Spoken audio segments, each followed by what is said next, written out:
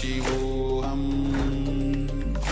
Om Nityananda Paramashivoham Om Nityananda Paramashivoham Om Nityananda Paramashivoham Om Nityananda Paramashivoham Om Nityananda Paramashivoham Om Nityananda Paramashivoham Om Nityananda Paramashivoham Om Nityananda Paramashivoham Om Nityananda Paramashivoham Om Nityananda Paramashivoham Om Nityananda Paramashivoham Paramashivoham Om Nityananda Paramashivoham Om Nityananda Paramashivoham Om Nityananda Paramashivoham Om Nityananda Paramashivoham Om Nityananda Paramashivoham Om Nityananda Paramashivoham Om Nityananda Paramashivoham Om Nityananda Paramashivoham Om Nityananda Paramashivoham Om Nityananda Paramashivoham Om Nanda Paramashivoham Om Nityananda Paramashivoham Om Nityananda Paramashivoham Om Nityananda Paramashivoham. We welcome all the Paramashivoham Level 2 participants to the first session of the day, Nityananda Yoga. Request all the participants to please settle down on their yoga mats and get ready. Have your Panchapatram and Udani ready, one cup with a spoon and some water for the ritualistic cleansing. Apply the Vibhuti and Kumkum and wear your Rudraksha Mala, the Abharana. Settle down with your head, neck and spine in a straight line. The hands in Namaskara Mudra in front of your heart center. Close your eyes, take a deep breath, visualize Swamiji in your inner space as we open this session with a Satguru Vandanam. Nityanandam Paramasukhadam Kevalam Jnanamurtim Dvandvatitam Gaganasadrusham Tattvamasyaadilaksham Ekam Nityam Vimalamachalam Sarvadhi Sakshi Bhutam भावातीतं त्रिगुणरहितं सद्गुरुं तं Namami. Next, we're going to chant the Shiva Mula mantra, Om Ham Hom Shivaya Namaha, 11 times. Please follow along internally. Om Ham Hom Shivaya Namaha. Om Ham Hom Shivaya Namaha. Om Ham Hom Shivaya Namaha. Om Ham Hom Shivaya Namaha. Om Ham Hom Shivaya Namaha. Om Ham Hom Shivaya Namaha. Om Ham Hom Shivaya Namaha. Om Ham Hom Shivaya Namaha. Om Ham Hom Shivaya Namaha. Om Ham Hom Shivaya Namaha. Next, we're going to perform the Tattvachamanam, the ritualistic cleansing. Take your Panchapadram and Udani. Keep your right hand in the Gokarana Mudra in the shape of a cow's ear. Take 1 Udani of water, 1 spoon of water, and pour it into your right palm. Each time the word Swadaha is chanted, sip the water from the bottom of your right palm and take another Udani of water for a total of 3 times. Om Atmatattvam Shodhayami Swadha. Om Vidyatattvam Shodhayami Swadha. Om Shivatattvam Shodhayami Swadha. Now wash your right hand with the water from the Panchapadram and wipe your lips twice with the bottom of your right thumb as you chant. Om Ham Hridayaya Namaha. Now wash your hand again. With your index, middle and ring finger joined together, touch above the upper lip and below the lower lip. Then wash your hand again. With your index finger and thumb, touch your right nostril and your left nostril. With your ring finger and thumb, touch your right eye, your left eye, your right ear and your left ear. Then wash your hand again. With your little finger and thumb, touch your navel, your right chest and your left chest. And with the tips of all the fingers joined together, touch the crown of your head, the right shoulder, the left shoulder and your heart center. Wash your hand again. Now, place your right hand on top of the left and place both your hands on the right thigh. Close your eyes and make a conscious resolution. Set a sankalpa, what you want to manifest in today's ritual of Nityananda Yoga. Hold this visualization as we chant the sankalpa mantra.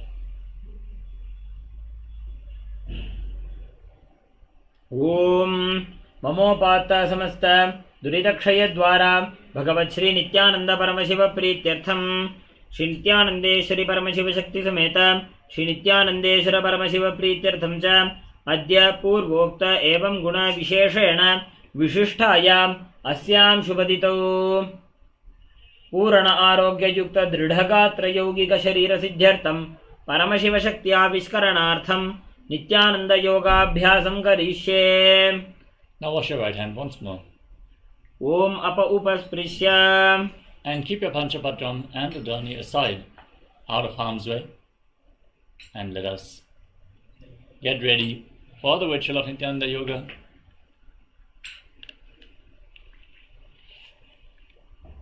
Welcome to all the participants who have joined us today. We're going to briefly cover the components of Nityananda Yoga as we get ready to enter into the Asana sequence. First, asanas, physical body postures, aligning our bodies to Paramashiva, strengthening the muscles, bringing flexibility to the body, and strengthening the nervous system, enabling us to hold on to Paramashiva's energy for a longer period of time. Pranayama, the breathing techniques, as we align our breathing to Paramashiva by controlling the inhalation, retention and exhalation of the breath, infusing intense prana into the system, cleansing the nadis, the energy channels of the body. Next up is mudra, the energy circuits performed by aligning our hands and various other body parts, directing the flow of the prana within the body, activating the non-mechanical parts of the brain, aligning our intra-organs like the third eye and Vak and Anandagandha to Paramashiva, Next is the bandhas, the energy locks, preventing the retained prana from seeping out into the space around us and directing the Kundalini Shakti upwards along the spine. The bandhas we are going to perform are the Mula Bandha, the root lock, contracting the perineal floor and pulling it inwards. We're going to perform Mula Bandha throughout every single asana. So whenever you catch yourself without the Mula Bandha engaged, re-engage the Mula Bandha at any given time. Uddiyana Bandha, the abdominal lock, contracting your muscles above and below the navel and pulling your stomach in and up towards your spine, directing the Kundalini Shakti upwards. And the Jalandhara Bandha, the throat lock, locking your chin to the chest internally, contracting your throat muscles, thus locking the throat internally. Perform all the three bandhas together or in succession. This forms Mahamudra Bandha, which is a powerful technique for Kundalini awakening. Next is Kalanas, the sacred dance postures as they have been preserved throughout the temples in India, carved in stone, frozen in time.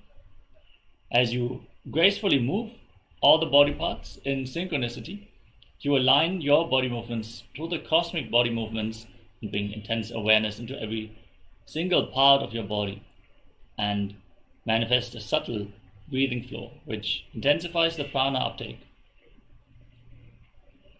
Next is the visualization. Hold the visualization, which we are projecting on screen for every single asana. Embody that animal, that tree, that deity. Be what you are visualizing. And align your thinking to Paramashiva, manifesting Mano Shakti, the power of thoughts, as you align your thoughts to Paramashiva.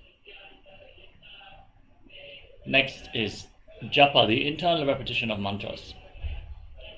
As we go throughout the asana sequence, repeat the japas internally, which we are projecting on screen without striking a sound. Visualize they are rotating around your throat in a circular manner, cleansing the Vishuddhi chakra, the throat chakra, and activating Vak Shakti, the power of speech, as you align your speech to Paramashiva. Next is the external chanting of mantras. Our Acharya here is going to chant all the scripture references for all the asanas in the Sanskrit language. Sanskrit carries a phonetic significance, so even if you don't understand the Sanskrit language, it will have a powerful effect on your system, awakening the non-mechanical parts of the brain and developing the subtle brain grooves for you to hold the cosmic truths intensely.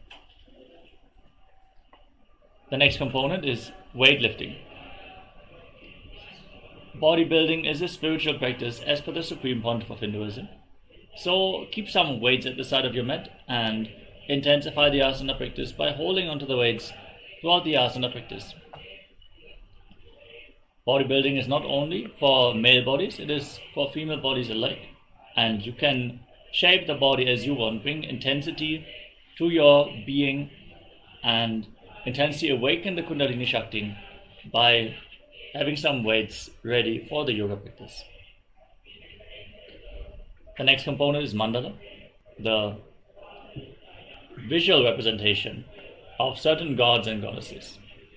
In our case, we are predicting the Shri Yantra, which is a direct reflection of Mahadeva's very inner space, a reflection of the entire cosmos with all its energies. Gaze at the yantra in the background of our acharyas intensely and reflect the macrocosmos into your microcosmos. The next component is Avaran, the sacred Rudraksha jewelry. As Rudraksha beads function like a spiritual battery, they hold your body in the high energy space as you wear them. So make sure you always have some Rudraksha beads on your body, especially during Nityananda Yoga. Finally, we have the Aushadha, the sacred alchemy science from the Siddha tradition. These herbal remedies and the sacred powders hold intense prana which is being infused into your system as you apply them on your skin or ingest them into your body, capable of curing even chronic diseases. So we request all the participants to apply the Vibhuti and Kumkum and any other Aushadas you have available, prepared by the Supreme Pontiff of Hinduism. All the male bodies, please remove your upper cloth and apply the Vibhuti on the 16 places over your body. Female bodies, you can apply it on your forehead. With this, we covered the components of Nityananda Yoga. So let us all get ready. Have some water at the side of your mat, so you can drink some water whenever necessary. And we request all the participants who suffer from any physical ailments to take the necessary precautions. When in doubt, you can ask your physician whether certain asanas are safe for you. For example, the inverted postures can be intense for people with upper back or neck injuries, as well as people with high blood pressure. So don't strain yourself, but also challenge yourself. Know your limits and grow through Nityananda Yoga. All the female bodies who are currently in pregnancy or suspecting they might be pregnant, we request you not to perform any of the forward bends of this sequence. So let us get ready. Everyone please settle down. We're going to start this session in just a few seconds. Nityananda, thank you for watching, and if you found the video enlightening, please give it a like, share it with your loved ones, and subscribe to stay connected with us. don't forget to click the bell icon to receive the notifications.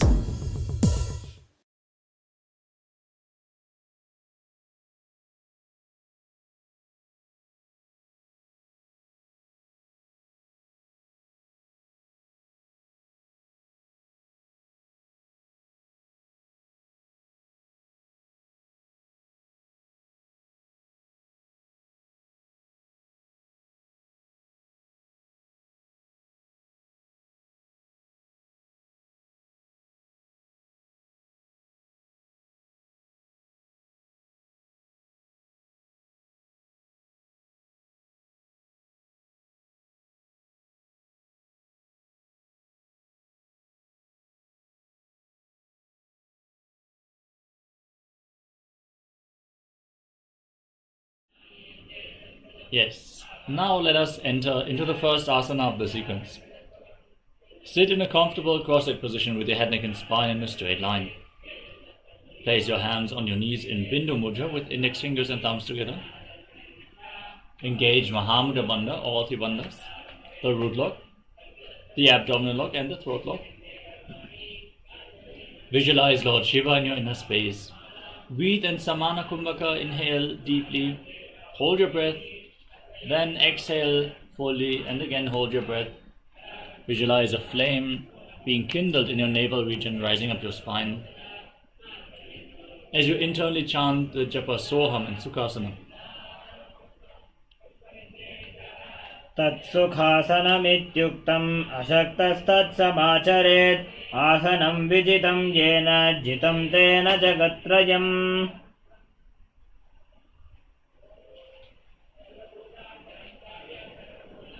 Next up is Parvatasana. Place your feet on top of opposite thighs. Join your hands in Anjali Mudra and raise them up above your head. Keep your elbows straight. Engage Mahamudra Bandha, all three bandhas, and visualize yourself as Mount Kailasa in Parvatasana.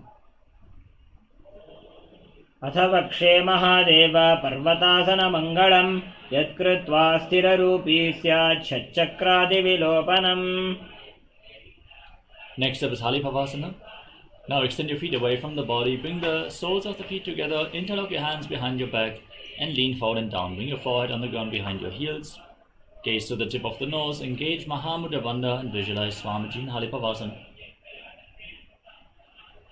पूरवविधियाहु मे जानो उभयपगथली सम्पुटठानो विष्टुपछेदो भूकरल्यावो दक्षिणकरसो वामगहावो. With your feet extended away from the body, soles of the feet together, extend your arms out in front, cup the palms and place them on the ground in front of your feet. Gaze to the nose, engage Mahamudra Bandha and visualize yourself as a snake in Nagipavasana. पूरव विधि परियागाने नीचौ भी कहूनि भणास्यो लगाई हाथ आगाने धरती लगावे पसारी दो हाथ की अंजुली करे. Next up is Kailasa. Keep your hands in Prana Mudra. Extend index and middle fingers and hold on to little and ring fingers with your thumbs. Catch the big toes and extend your legs forward and up. Then cross your legs into Padmasana as you lean forward and down onto your elbows. Engage Mahamudra Bandha and visualize yourself as a bird in Kailasa. अथान्यदासनं वक्ष्ये येन सिद्धो भवे नरः अकस्माद् वायुसञ्चारं कोकिलाख्यासनेन च. Next up is Nityasana. Now place one foot on top of the opposite knee and the other foot below the opposite knee. Hold on to opposite elbows and start rotating your arms in a circular motion. Engage Mahamudra Bandha, gaze to your nose and visualize Swamiji in your inner space, and every once in a while change the direction of the movement. घोड़ा बाबा पाद की आशमाहिली सोज दथ चरण को बार लौता परिगुल्फ समोज. Next up is Gajrasana. Now place your hands on the mat and raise your hips up high. Straighten your legs. Scoop your head and chest forward and down again and again as you pull your stomach in and up in Uddiyana Bandha. Visualize yourself as an elephant in Gajrasana. निब्जं पादाग्रे भूमौ कृत्वा लम्बी भूयामस्तकाग्रे निधाय. Next up is Vrikshasana. From the same position, push one heel into the mat and lift the other heel up, alternating on both sides again and again as you visualize yourself as a bear in Vrikshasana. एकैकं पादमाकुञ्च गजासनं कुर्यात् वृक्षासनं भवति. Now rise up and stand on the tips of your big toes. With your hands in front of your chest in Hridaya Mudra, index, middle and ring fingers joined together. Put your stomach in and up in Uddiyana Bandha and visualize Swamiji in Vaishyasana.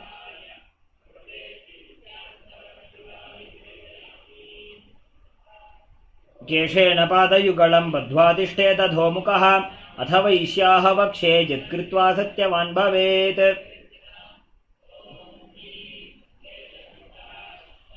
Let us then now enter into the first karana of the sequence.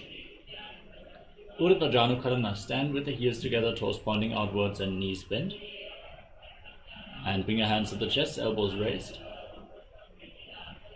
Raise one knee up along the center of your body and follow along with the respective hand on both sides again and again.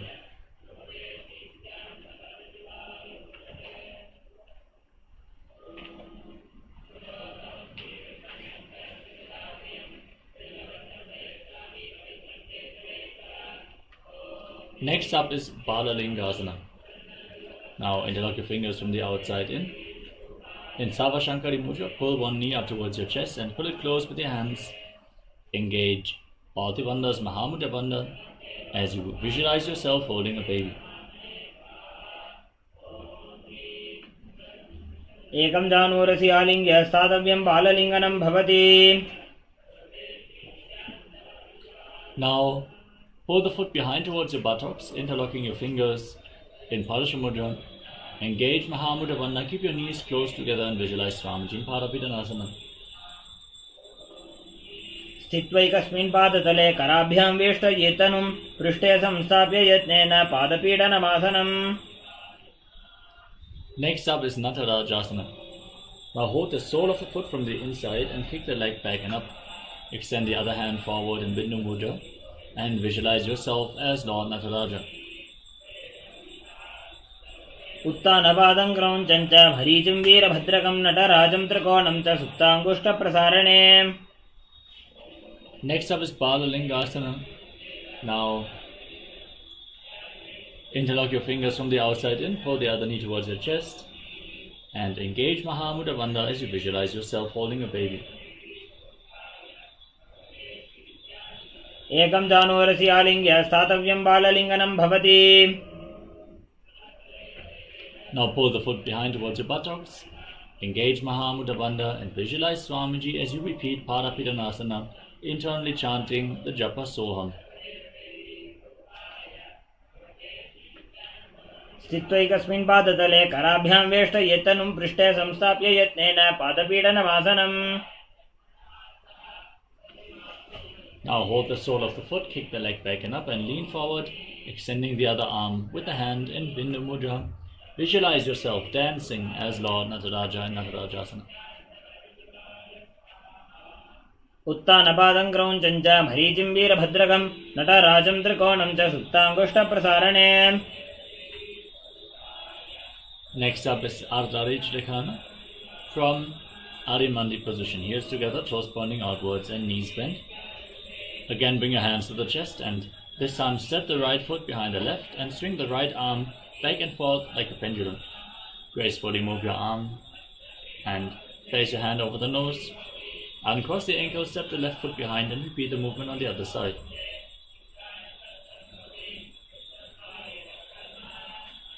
Next up is the skeleton dance. Now, visualize yourself as a skeleton and start shaking your body intensely. Move and dance wildly without any pattern. Just shake every part of your body.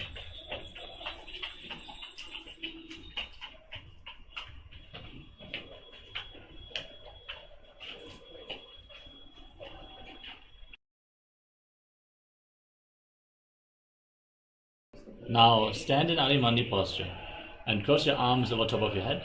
With the palms facing back, turn your body to one side, open up your arms, cross them back to the center and open them up to the other side again and again in Katichina Karana.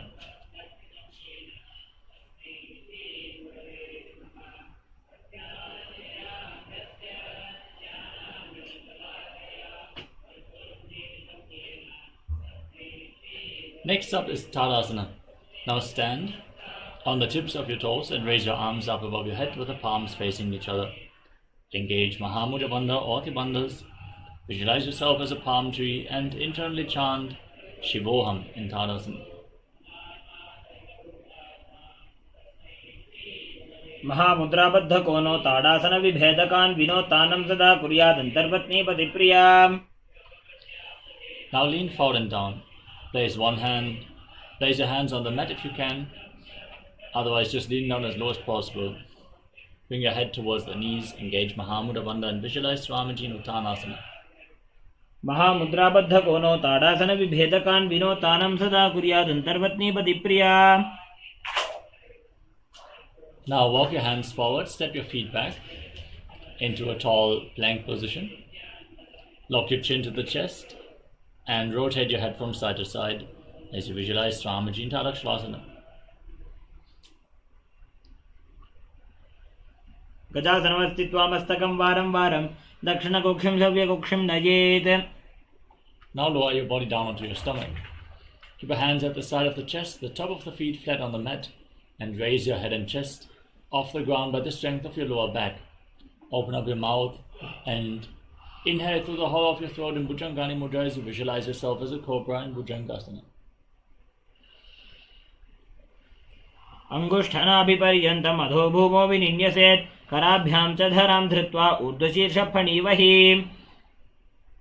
Now push your body back up into the plank position and alternate pulling one knee in towards your chest back and forth.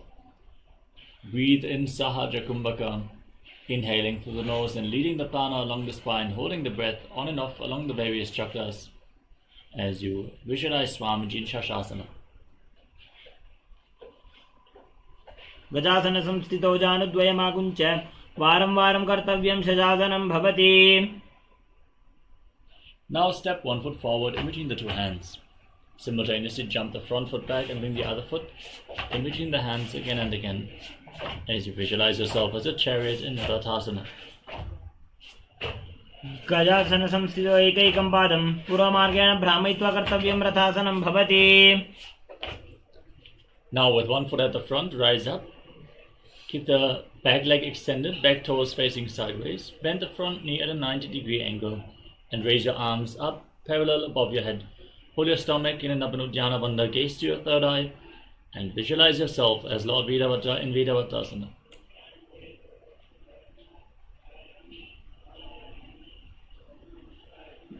वासिष्ठमथ कौण्डिन्यम् ऊर्ध्वकुक्कुटमेव च अष्टावक्रमथोत्थानं मयूरं सेतुबन्धनम्. Now exchange the position of your feet. Bend the front knee, raise your arms up, gaze up. Visualize yourself as Lord Virabhadra in Virabhadrasana on the other side. वासिष्ठमथ कौण्डिन्यम् ऊर्ध्वकुक्कुटमेव च अष्टावक्रमथोत्थानं मयूरं सेतुबन्धनम्. Next up is Vrikshasana. Now raise one foot up towards the inner opposite thigh with the heel close to the perineum. Join your hands in Anjali Mudra and raise your arms up above the head. Engage Uddiyana Bandha and visualize yourself as a tree. Then Vrikshasana. वामोर्मूलदेशे च याम्यं पादं निधायतो तिष्ठेतु वृक्षवद्भूमौ वृक्षासनमिदं विदुः. Now keep the raised foot on top of the opposite hip and join your hands in Namaskara Mudra in front of your heart center. Visualize yourself as Lord Garuda in Garudasana. गरुडासनमापक्षे येन ध्यानं स्थिरं भवेत् सर्वदोषाद्विनिर्मुक्तो भवतीह महाबली. Now raise the other foot up towards the inner opposite thigh and join your palms, raise your arms up, engage Uddiyana Bandha in Vrikshasana, the tree posture on the other side.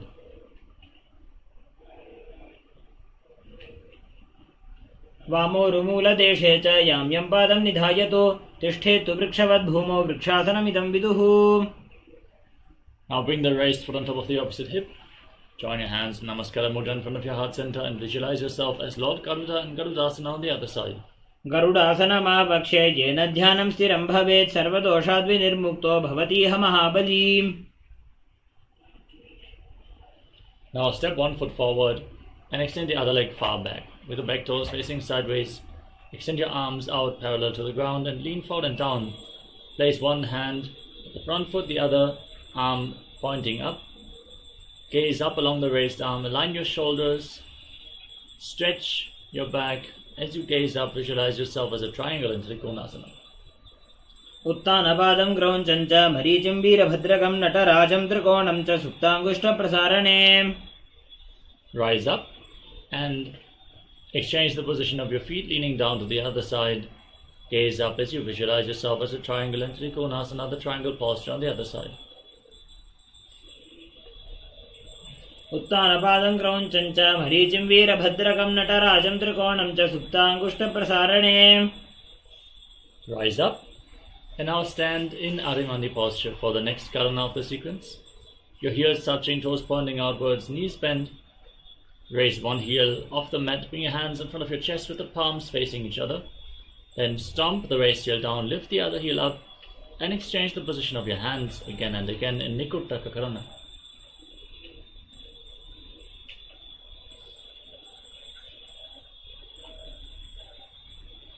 Now lower your body down. Raise your heels off the mat and sit on the heels as you keep your toes tucked, the knees off the ground, balance on your toes. Keep your knees together, join your hands in Namaskara Mudra in front of your heart center and visualize Swamiji as you start buzzing like a bee on the inhalation and exhalation in Brahmari Kumbhaka, internally chanting Sadashivoham in Angushtasana. कबन्धासनमित्याहुः गोरक्षासनमेव च अङ्गुष्ठमुष्टिकं ज्ञेयं ब्रह्मप्रासादितं तथा. Now extend one leg forward and keep your hands at the side of the body. Palms facing forward, fingertips barely touching the ground in Vara Mudra. Visualize Swamiji in Saurasana. प्रसार्य एकं पादतलं संस्थापित्वेकपादकम्. Now lean forward and down and hold on to the big toe in Prana Mudra. As you hold on to the back heel with the other hand, balance in this position as you visualize Swamiji in Vidunanasana. गुल्भस्थितो पादम् एकं प्रसार्य तत्पादाग्रं संस्पृश्य तत्करेण. Next up is Saurasana on the other side. Extend the other leg forward, exchange the position of your feet. Hands at the side of the body, palms facing forward, visualize Swamiji in your inner space.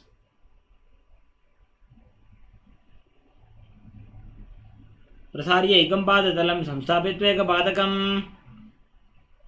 Now hold on to the big toe of the front foot and the back heel as you visualize Swamiji in Vidunanasana. गुल्फस्थितो पादमेकं प्रसार्य तत्पादाग्रं संस्पृश्य तत्करेण. Now step both feet in, sit on the raised heels and separate your knees. Place your hands on top of the knees with the palms facing up. Lock your chin to the chest in Jalandhara Bandha and gaze through the gap between the palms with your eyes open wide, unblinking in Shambhavi Mudra, visualizing Swamiji in Brahmachadankrasasana. दोबू भणा पाणी होए वैसे एड़ी mail रघुदा निवैसे समशरीरनी काट हरावे NASA अग्रदृष्टि को ल्यावे. Next up is Kailasa. Now drop your knees to the ground. Keep your hands on your thighs. Sit on raised heels. As you gaze through the nose, pull your stomach in and up in Uddiyana Bandha and visualize yourself as Sage Kapilam. उभय पगथली समट हरावे तिनको माहिली core मिलावे.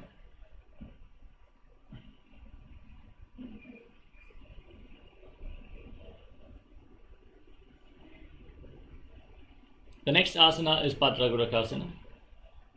Now maintain the same position but shift your gaze up towards your third eye as you visualize Swamiji in your inner space.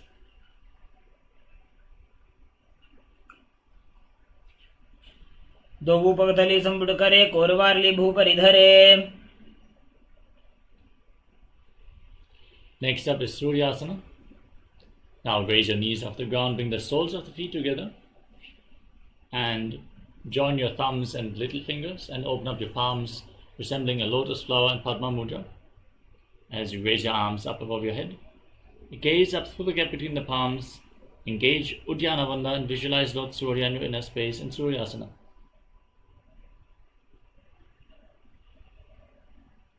एड़ी दो बुगदा तरियाने भणा पानी बैठक पुनिठाने. Next up is Mandukasana. Now drop your knees to the mat. Place the top of the feet flat on the ground and keep your hands on top of your knees. Gaze up towards your third eye. As you visualize yourself as a frog, press your tongue up firmly against the top of your mouth in Mandukya Mudra and breathe calmly through your nose in Sahaja Kumbhaka in Mandukasana.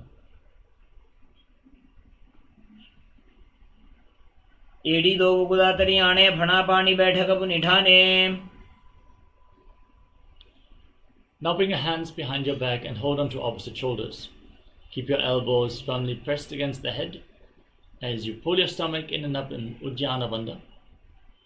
Press your tongue up, gaze to your third eye and visualize yourself as a frog, breathing calmly in Sahaja Kumbhaka in Uttana Mandukasana. मंडुकासन मध्यस्थं कुर्पराभ्यां धृतं शिरः एतद्भेकवदुत्तानमेतदुत्तानमण्डुकम्.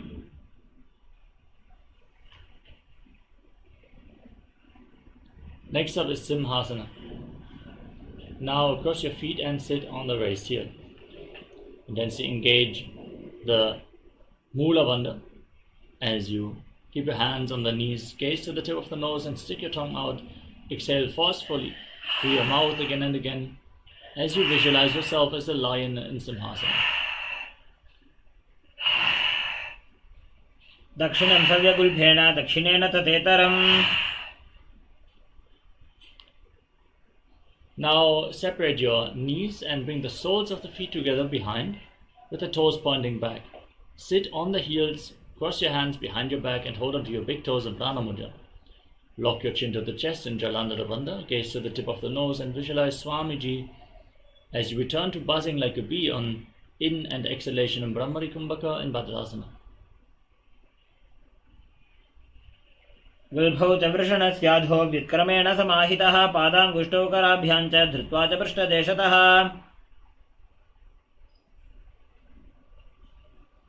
Now place your feet flat on the ground and raise your knees. Bring your hands through the legs and behind your back, trying to interlock your hands behind your back.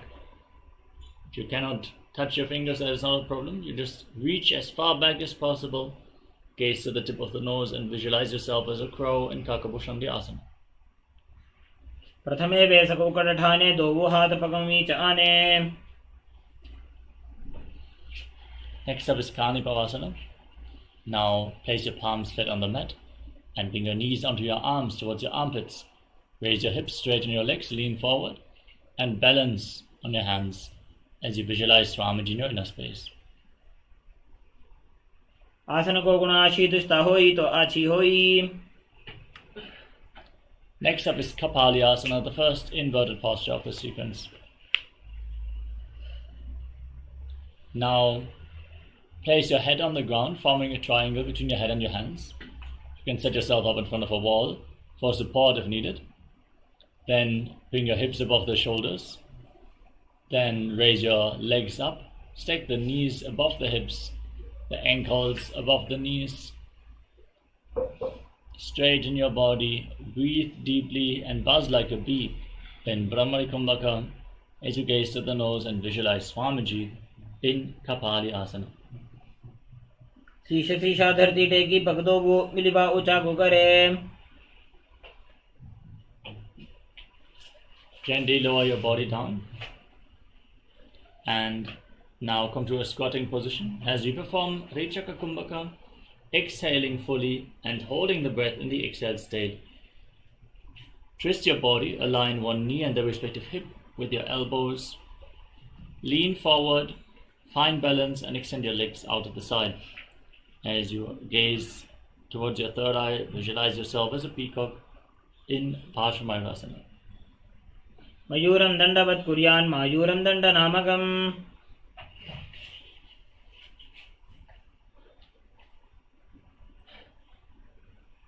Now twist your body in the opposite direction. Lean your knee and hip onto your elbows. Extend the legs out to the side and balance on your arms. Gaze to your third eye and visualize yourself as a beautiful peacock in Paramashivoham. मयूरं दंडवत् कुर्यान् मायूरं दंडनामकम्. Next up is Asana. Now walk your hands forward, step your feet back. Step one foot outside the shoulder in between the two hands. Push your hips forward. Raise your head, gaze up towards your third eye as you visualize yourself as Lord Kala Bhairava in Asana. आसन को गुण पीती जाई. Now step the front foot back. Bring the other foot outside the shoulder in between the two hands. Gaze up and visualize yourself as Lord Kala Bhairava in Asana on the other side. आसन को गुण पीती जाई. Now step both feet back and bring your forearms on the mat. Raise your hips slightly. Walk your feet forward to raise your hips even more. And lift your head. Gaze up towards your third eye. And visualize Swamiji in a space in Unmukha Pitasana. भून्यस्थौ जानुनी हस्तौ चतुष्पदम वाङ्मुखम् उत्थापिताङ्घ्रियुगलकटिस्थलमभिरुका. Now rise back onto your hands and rotate your body. Lift one arm up towards the sky. Keep your body straight like a plank. The shoulders aligned. Gaze up along the raised arm and visualize yourself as Sage Vashishta in Vashishtasana. ऊर्ध्वकुक्कुटवासिष्ठ मरीचहल मध्यकं परिवृत्तिं चोदरस्य विविधं धनुरासनम्. Now rotate your body to the other side. Lift the other arm up. Again, keep your body straight. Neither bulge nor dip. And gaze up as you visualize yourself as Sage Vashishta and Vashishtasana on the other side.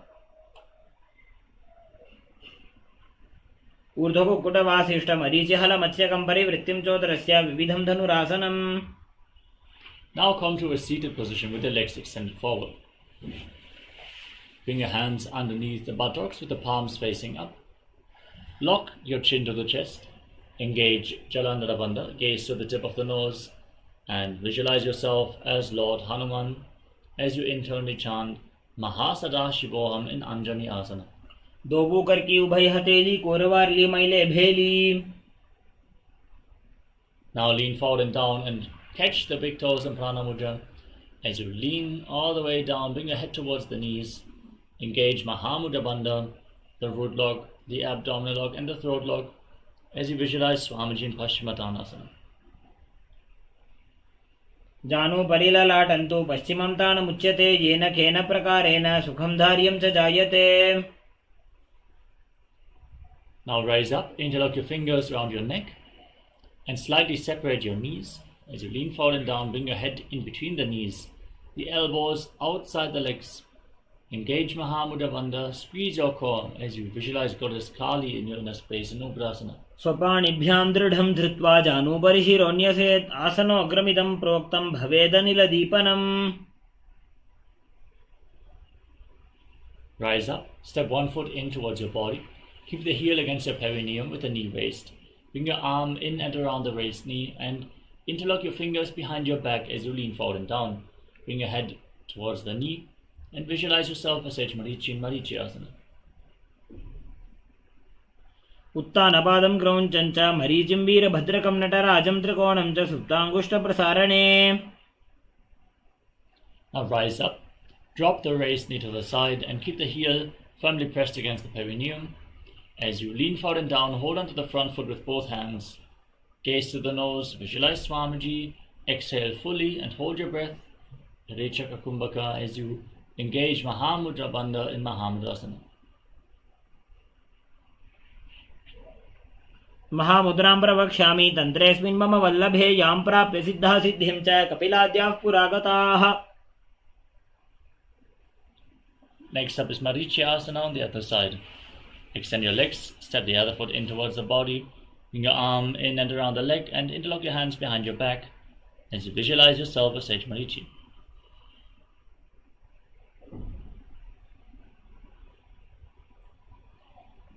उत्तानपादं क्रौञ्चं च मरीचिं वीरभद्रकं नटराजं त्रिकोणं च सुप्ताङ्गुष्ठप्रसारणे. Next up is Mahamudrasana. Now drop the waist into the side, keep the heel against the perineum and lean forward and down. Hold on to the sole of the foot, gaze to the nose, engage Mahamudra Bandha and visualize Swamiji in Mahamudrasana. महामुद्रां प्रवक्ष्यामि तन्त्रेऽस्मिन् मम वल्लभे यां प्राप्य सिद्धा सिद्धिं च कपिलाद्याः पुरागताः. Now rise up, bring the soles of the feet together, interlock your fingers around the toes and pull the heels against your perineum. Push the knees to the ground as you gaze to your third eye and visualize Swamiji in your inner space.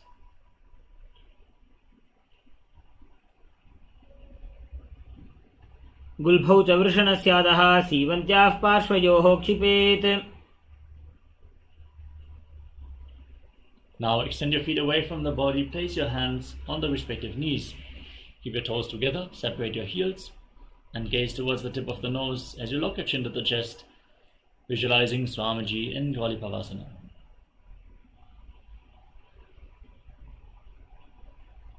पूरव चरपट चौक अख्यो सोजी वाही विधि जोगी जैसो जी जामे AD भिन्न जराशे अंगुल 8 अंतरो राशे. Next up is Joni Asana. Now bring your feet back in towards your body and hold onto the soles of the feet with all 10 fingers. As you lean forward and down, place your forehead on the mat, gaze to the tip of the nose and visualize Yoni Mandala, the visual representation of Devi Paramashiva Shakti in Joni Asana. दोवूपकथली संपुट करे AD made के ढिंग दरे. Next up is Midaki Pavasana. Extend your feet away from the body. Keep your heels together and separate your toes as you extend your arms out to the side and lean forward and down, bringing your forehead on the ground behind the heels. Gaze towards the tip of your nose and visualize Swamiji in Midaki Pavasana.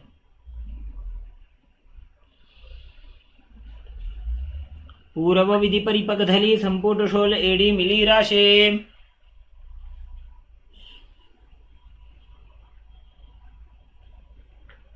Next up is Siddhasamari Asana.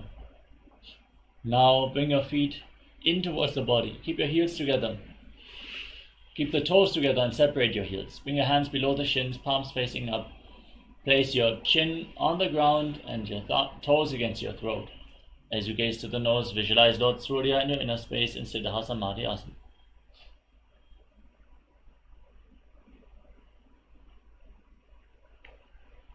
दोवूपकथली संपुट करे 16 मेढ आगा में धरे अंगुल 8 अंतरो राशे AD को ऐसे विधिदाशे. Next up is Chinaki Pavasana. Now keep your heels together close to your perineum. Hold on to the soles of the feet and open them up like a book as you press your elbows down onto your thighs. Gaze towards the tip of your nose and visualize Swamiji in Chinaki Pavasana.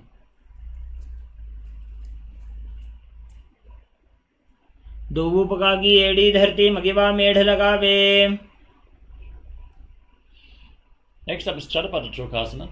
With the soles of your feet together, place your hands on the respective knees and firmly push them down to the ground as you perform Uddiyana Bandha, the abdominal lock. Gaze to your third eye and visualize Swamiji in Chatupartachokasana. दोवु पगदली संपुट धारे आगाने करे जारे पसारे. Now rotate your feet by the support of your hands. Lift the heels off the ground, bring the toes to the mat, and try to touch the knees to the ground as you place your hands on top of the knees in Bindu Mudra. Gaze to your third eye, pull your stomach in and up, and visualize yourself as Lord Kala Bhairava in Bhairavasana. गुल्भौ संवेद्य जान्योन्यं व्युत्क्रमेणोत्थितं शनैः जान्वोः पार्श्वगतौ हस्तौ दण्डवद्भैरवासनम्. Next up is Samanasana. Now keep one heel against the perineum and the other sole of the foot against your chest. Gaze to your third eye and visualize Swamiji as you hold your breath in the Muladhara Chakra in Samanasana. समानासनमावक्षे सिद्धमन्त्रादिसाधनात् एकपादमुरौ दत्त्वा गुह्योऽन्यलिङ्गवक्त्रके. Now lift the leg over top of your shoulder and extend the other leg forward and up. As you keep your hands at the side, gaze to your third eye and visualize Swamiji in Apanasana. केवलं पादमेकं च स्कन्धे चारोपि यत्नतः एकपादेन गगने तिष्ठेत दण्डवत्प्रभो. Now exchange the position of your feet, press your other heel against the perineum, lift the sole of the other foot against your chest, gaze up, and visualize Swamiji in Samanasana on the other side. समानासनमावक्षे सिद्धमन्त्रादिसाधनात् एकपादमुरौ दत्त्वा गुह्योऽन्यलिङ्गवक्त्रके. Now lift the leg over your shoulder and extend the other leg forward and up. Keep your hands at the side, gaze to your third eye, and visualize Swamiji in Apanasana. केवलं पादमेकं च स्कन्धे चारोपि यत्नतः एकपादेन गगने तिष्ठेत दण्डवत्प्रभो. Now stack your knees in front of your body. Keep the heels outside the hips. Hands on top of the knees, interlocked in Paramashivoham. Gaze towards the tip of your nose and visualize the face of a cow as you breathe in Siddhkari Kumbhaka with your tongue up against the palate of your mouth without touching the teeth, hissing through the teeth on the inhalation, internally chanting Om Nityanandoham in Gomukhasana. सव्ये दक्षिणगुल्भं तु पृष्ठपार्श्वे नियोजयेत् दक्षिणेऽपि तथा सव्यं गोमुखं गोमुखं यथा.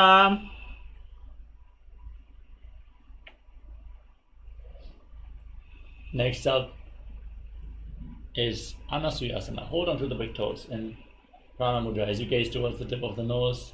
Pull your stomach in and up in Uddiyana Bandha and visualize yourself as Rishika Anasuya. दक्षिण गोड़ो नीचो ठाने वाबों तागे ऊपर आने गोड़ा संधि मिलावे भारी आड़ा पत पुनि दे संधि पसारी. Next up is Anasuyasana 2. Interlock your fingers behind your back and lean forward and down. Bring your chin over the knee, the nose to the ground. Try to touch the mat with your nose as you gaze to the nose, visualizing yourself as Rishika Anasuya.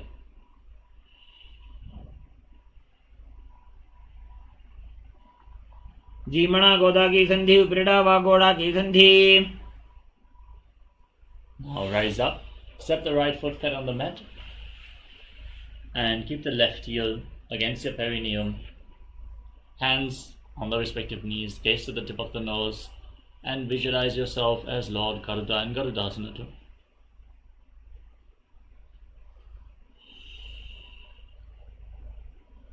डाबो पग मोड़ी एड़ी माहिलो गुल्भमूल द्वारनी छैदे. Next up is Naradasana. Now place the perineum on top of the heel. Interlock your fingers around your neck and twist your elbows outside the raised knee as you gaze to your third eye and visualize yourself as Sage Narada.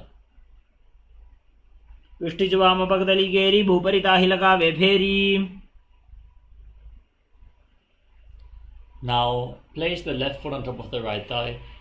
Hold on to the right shin with the left hand and the right big toe with the right hand in Prana Mudra. Gaze towards the tip of the nose and visualize Matsya, the fish, incarnation of Mahavishnu, in Matsya Pitakasana. वामेन वामाङ्गुष्ठन्तु गृहीतं मत्स्यपीठकं योनि वामेन सम्पीड्य मेढ्रादुपरि दक्षिणम्.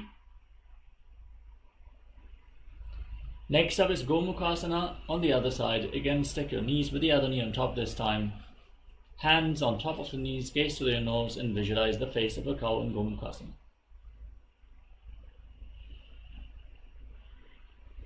सव्ये दक्षिणगुल्भं तु पृष्ठपार्श्वे नियोजये दक्षिणेऽपि तथा सव्यं गोमुखं यथा.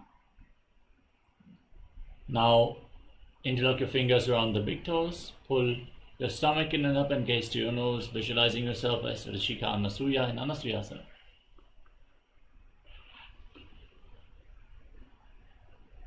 दक्षिण गोड़ नीचे उठाने बाहों ताके ऊपर आने. Next up is Anasuyasana 2. Now interlock your fingers behind your back and lean forward and down. Bring your nose to the ground as you visualize yourself as Rishika Anasuya.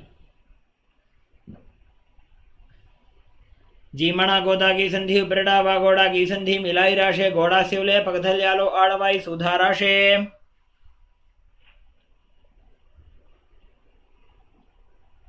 Rise up, place the left foot flat with the right heel against the perineum, hands on the respective knees.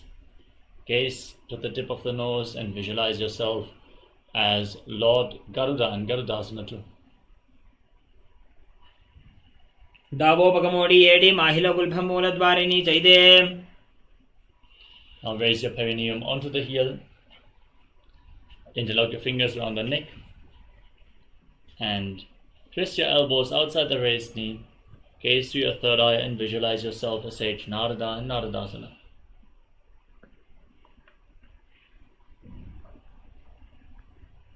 उदरं पश्चिमाभासं कृत्वा तिष्ठति यत्ततः नम्राङ्गं वामपादं हि दक्षजानुपरिन्यसेत्.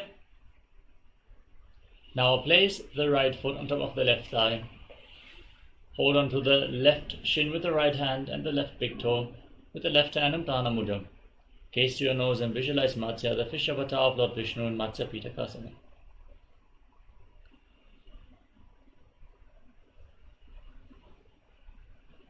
Women वामाङ्गुष्ठन्तु गृहीतं मत्स्यपीठकं योनि वामेन सम्पीड्य मेढ्रादुपरि दक्षिणम्. Now extend your legs forward and place your left foot on the right thigh, raise the right knee, twist the left elbow around the raised knee with the hand by the neck, the right hand on the ground behind you. Gaze up towards your third eye as you twist your spine. Visualize Sage Matsyendranath, the master of Hatha Yoga, in Matsyendrasana.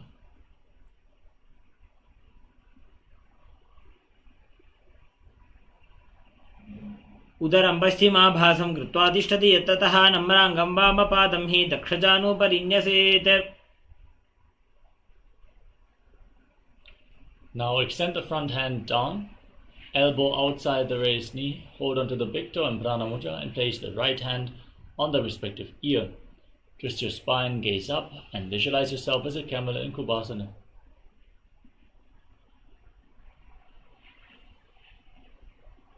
आसन को गुण झोलो जाए. Now drop the hand on the ground behind you, keep holding onto the front foot, gaze up and visualize Sage Matsyendranath, the master of Hatha Yoga in Matsyendrasana 2.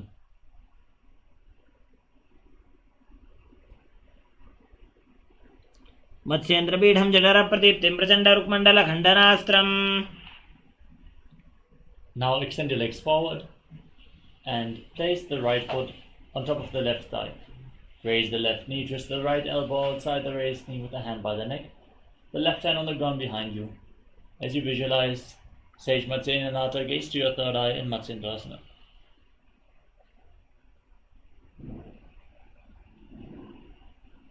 उदरं पश्चिमाभासं कृत्वा तिष्ठति यत्ततः नम्राङ्गं वामपादं हि दक्षजानुपरिन्यसेत्. Now extend your front hand down to the foot, hold on to the big toe in Prana Mudra and place the back hand on the respective ear. Gaze up, turn your head back and visualize yourself as a camel in Kubhasana. आसन को गुण झोलो जाए. Now drop the hands from the ear to the ground behind you. Gaze towards your third eye and visualize Sage Matsyendranath and Matsyendasana too. मत्स्येन्द्रपीठं जठरप्रदीप्तिं प्रचण्डरुक्मण्डलखण्डनास्त्रम्. Now place your feet on top of opposite thighs. Gaze to the tip of the nose. Keep your hands spread on the knees. Engage Mahamudra Bandha, all three bandhas. As you breathe in Sitali Kumbhaka, press your tongue against the back of the teeth and hiss through your teeth on the inhalation. Internally chant Om Nityananda Mahasadashivoham as you visualize yourself as Lord Shiva in Padmasana. आसनं द्विधं प्रोक्तं पद्मं वज्रासनं तथा.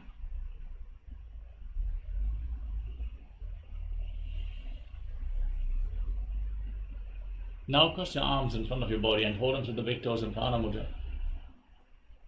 Gaze to the tip of the nose and visualize yourself as Goddess Parvati, the consort of Lord Shiva, in Padmasana too. उत्तानो चरणौ कृत्वा ऊरु संस्थो प्रयत्नतः ऊरु मध्ये तथोत्तानो पाणी कृत्वा तु तादृशौ.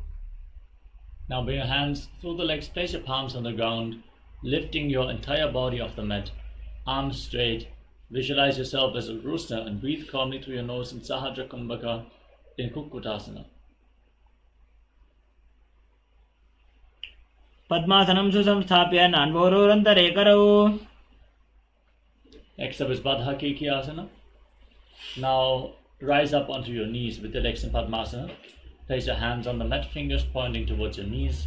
Bend your elbows, bring them in towards your navel and lean onto your arms with your knees off the ground as you visualize Swamiji in Baddha Keki Asana.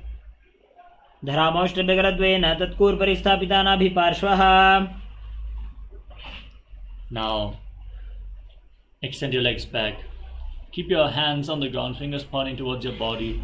Lean onto your elbows with your navel and extend your legs back and up straight, visualizing yourself as a peacock in Mayurasana. अथ पक्षे महादेव मयूरासनम् उत्तमम्. Now lay down on your stomach. Place your forehead on the ground and interlock your fingers around your neck.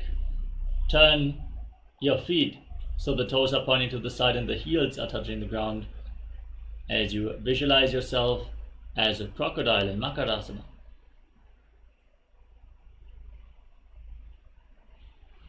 अध्यासशेते हृदयं निधाय भूमौ च पादौ च प्रसार्यमानो. Now keep your hands at the side of your shoulders and raise your legs off the mat. Keep your knees off the ground as you visualize yourself as a locust in Shalabhasana. अध्यासशेते करयुग्मवक्षो भूमिमौष्टभ्यकरयोस्तलाभ्याम्.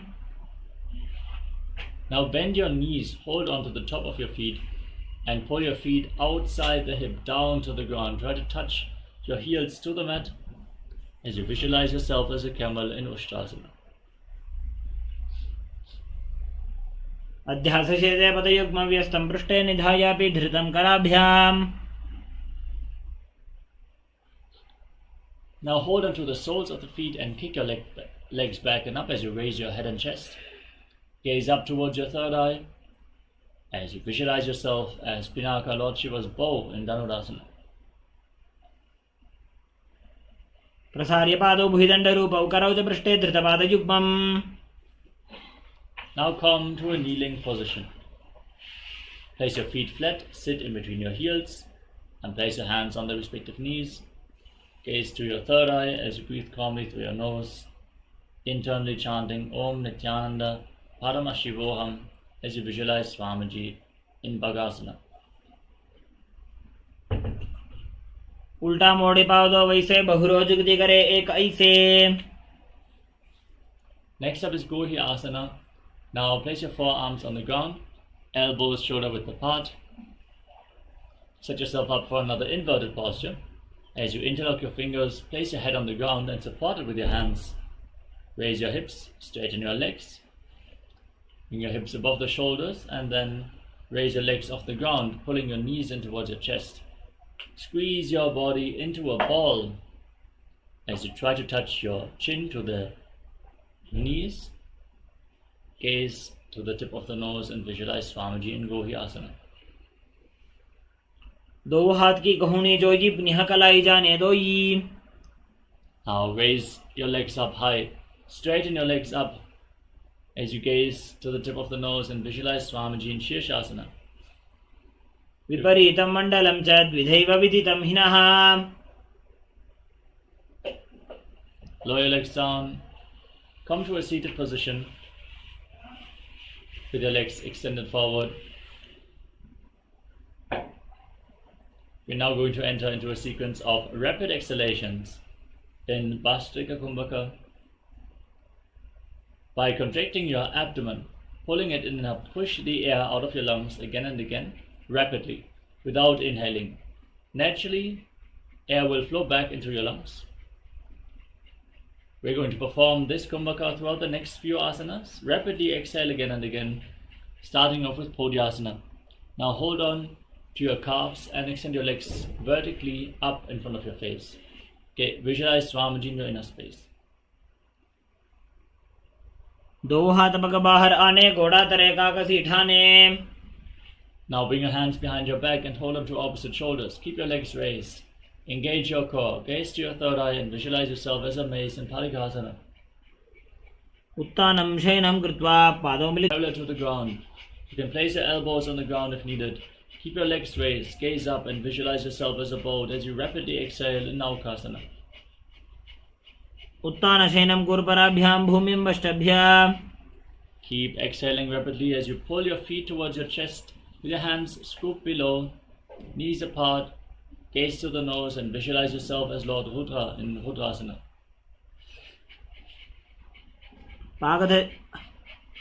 पगतली संपूट करी हाथस्य उपक उचाजी. Now relax. Lay down on your back. You can breathe calmly now.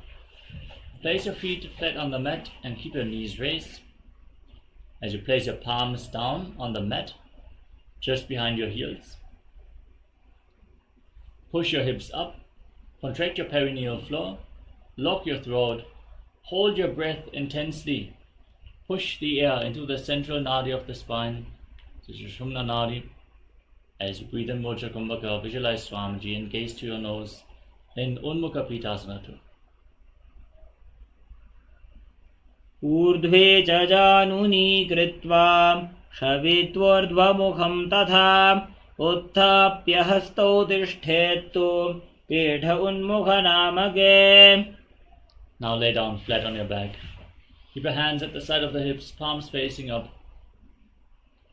Forcefully pull the Kundalini Shakti up along your spine from the Mooladhara all the way to the Sahasrara Chakra in Shakti Chalan Mudra. As you visualize your body is dead and Swamiji, the supreme point of Hinduism, is liberating you in Shivasana. Internally chant the Mahavakya Om Nityananda Paramashivoham.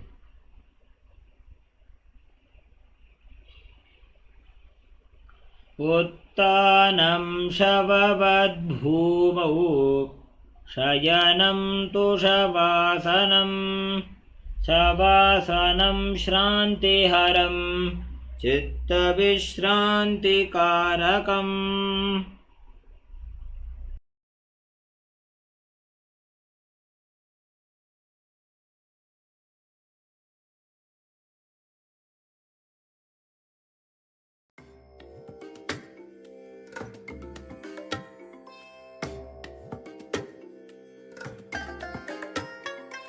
I bless you all. Let you all open all your three eyes and manifest the powers of Mahasadashiva. Om Nityananda Paramashivoham. Om Nityananda Paramashivoham. Om Nityananda Paramashivoham.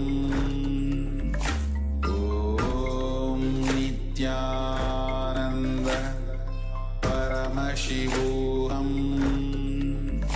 Om Nityananda Paramashivoham.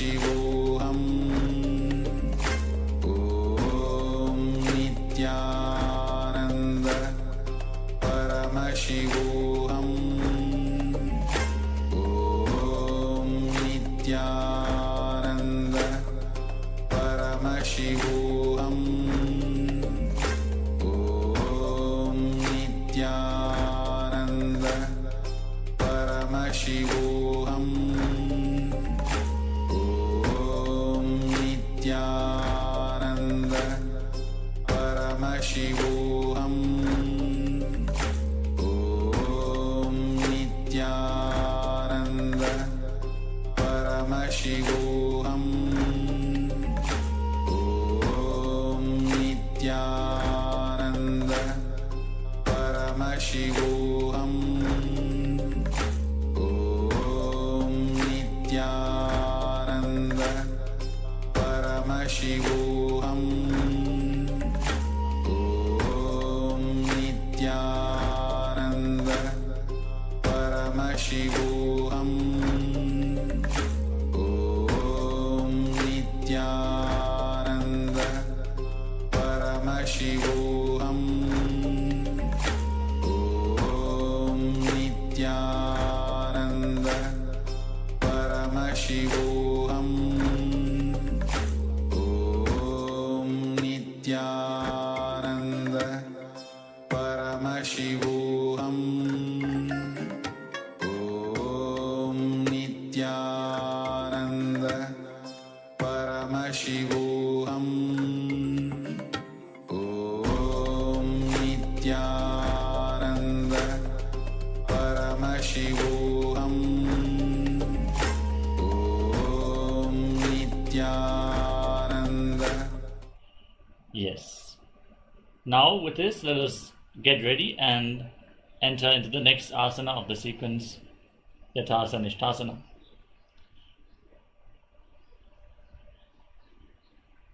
Sit in a comfortable position that brings ease to your physical and mental space, and keep your hands on the knees in Bindu Mudra with your index fingers and thumbs together. Visualize Swamiji in your inner space. Breathe in Samana Kumbhaka as you internally chant Om Nityananda Paramashivoham in Yathasana Ishtasana. पर्यङ्कं तत्समाख्यातं यथसंस्थं यथास्थितिः. We are facing some technical difficulties. We are going to be right back.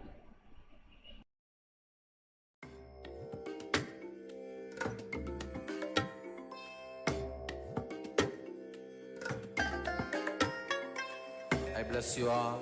Let you all open all your three eyes and manifest the powers of Mahasadashiva. Om Nitya Paramashivoham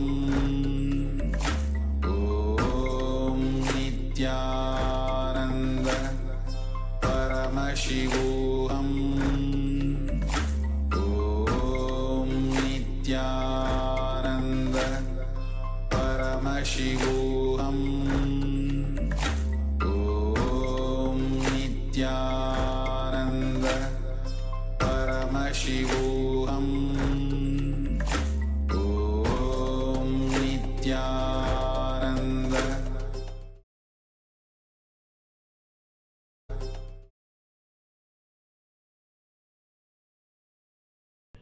Yes, the audio issues are fixed, I hope, for all the participants.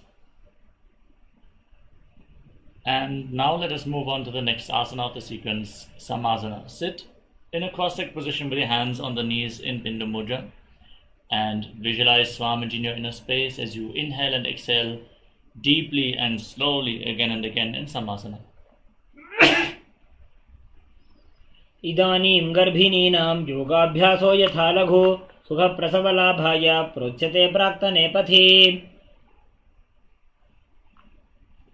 Next up is Muktasana. Now bring the left heel against the perineum and the right foot on top of the left. Place your hands flat on your knees as you gaze to your nose and visualize yourself as a sage liberated by the Supreme Pontiff of Hinduism in Muktasana. निपीड्य सेविनीं सूक्ष्मां दक्षिणेतरगुल्फतः वामं जाम्येन गुल्फेन मुक्तासनमिदं भवेत्. Next up is Siddhasana. Maintain this posture but shift your gaze to your third eye and visualize Swamiji in your inner space.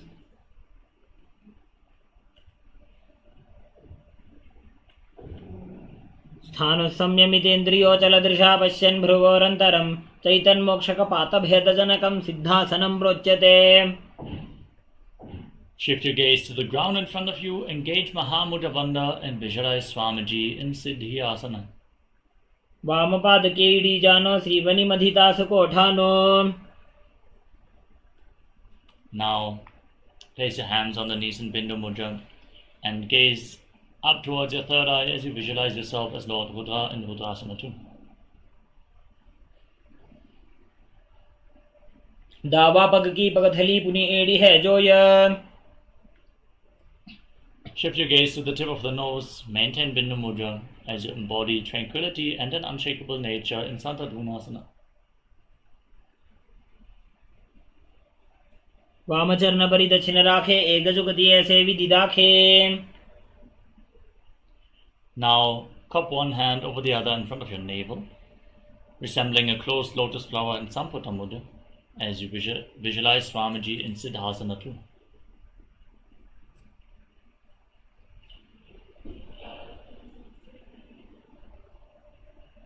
ऋजुकाय समासीना सिद्धासनमुदीरितं प्रसार्य भूय पादौ तु दोर्भ्यामङ्गुष्ठमादरात्. Next up is Bandha Yoni Asana. Now set the sankalpa to manifest through the womb of creation. Inhale all the way and hold your breath as we enter Shanmukhi Mudra. Close your lips with little and ring fingers, the nostrils with the middle fingers, eyes with your index fingers and your ears with your thumbs in Bandha Yoni Asana. यत्र मध्ये महादेव बन्धयोन्यासने शृणु यत्कृत्वा खेचरो भूत्वा विचरेदीश्वरो यथा. Now place your right foot on the left thigh and the left foot below the right thigh. Keep your hands on your knees in Bindu Mudra and embody the state and space of bravery, Vira in Virasana. एकं पादमथैकस्मिन् विन्यस्योरुणि संस्थितः. Now shift your gaze to your third eye and visualize sage Valmiki, the great poet and author of Ramayana, in Valmikasana. दावा पग की पगथली पुनि एड़ी है जोय. Now keep your hands flat on your knees, gaze towards the tip of the nose, and visualize Yoni Mandala, the visual representation of Devi Paramashiva Shakti in Joni Mudrasana. वामपाद की पगथली जाहि माहिली core. Now shift your gaze to your third eye, keep visualizing Yoni Mandala in Yoni Asana. योन्यासनं पर्वतेन योगं योगफले नीलं तत्कालफललं तावत् खेचरो यावदेव हि.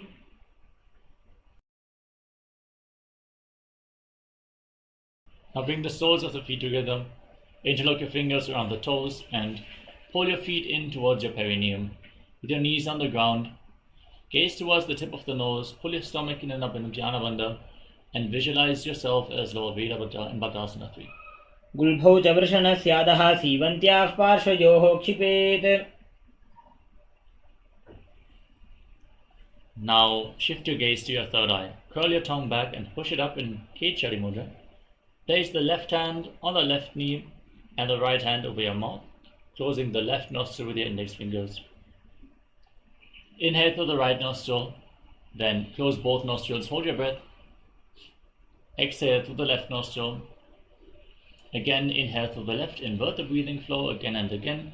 In Abhyantara Kumbhaka, as you gaze to your third eye, visualize yourself as an Agori in Agorasana.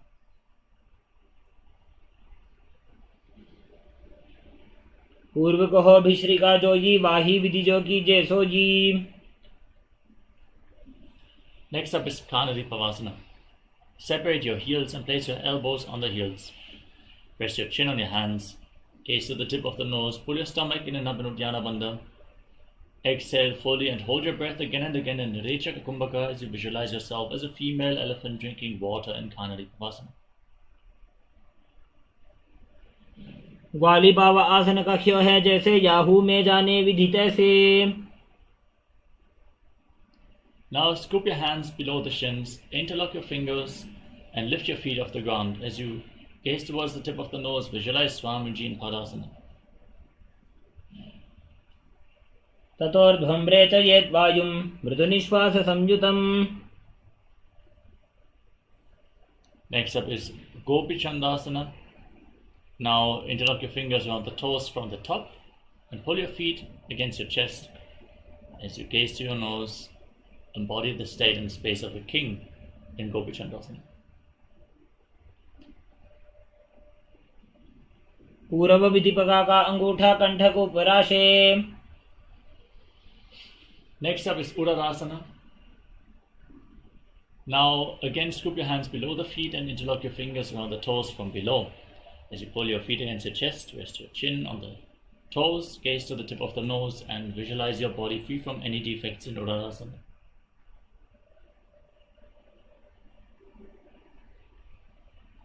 दोबू पगदली संपुट ठाने उभय हस्त करी वृद हिताने. Now lift your feet even higher up in front of your face and visualize yourself excelling in everything in Vishishtasana. दोबू पगदली जोड़ी संपुट करे. Now lift your legs up over top of the respective shoulders. Bend your elbows up to hold onto your neck as you visualize yourself as a cobra in Bhujasana. शिरासनं तु विज्ञेयं कक्षासनमतः परं ग्रीवासनं च परमं भुजासनमिहोच्यते. With the legs over top of your shoulders, bring your hands behind your back and interlock your fingers as you gaze to the tip of the nose and visualize yourself as a beautiful, auspicious goddess in Kalyanasana.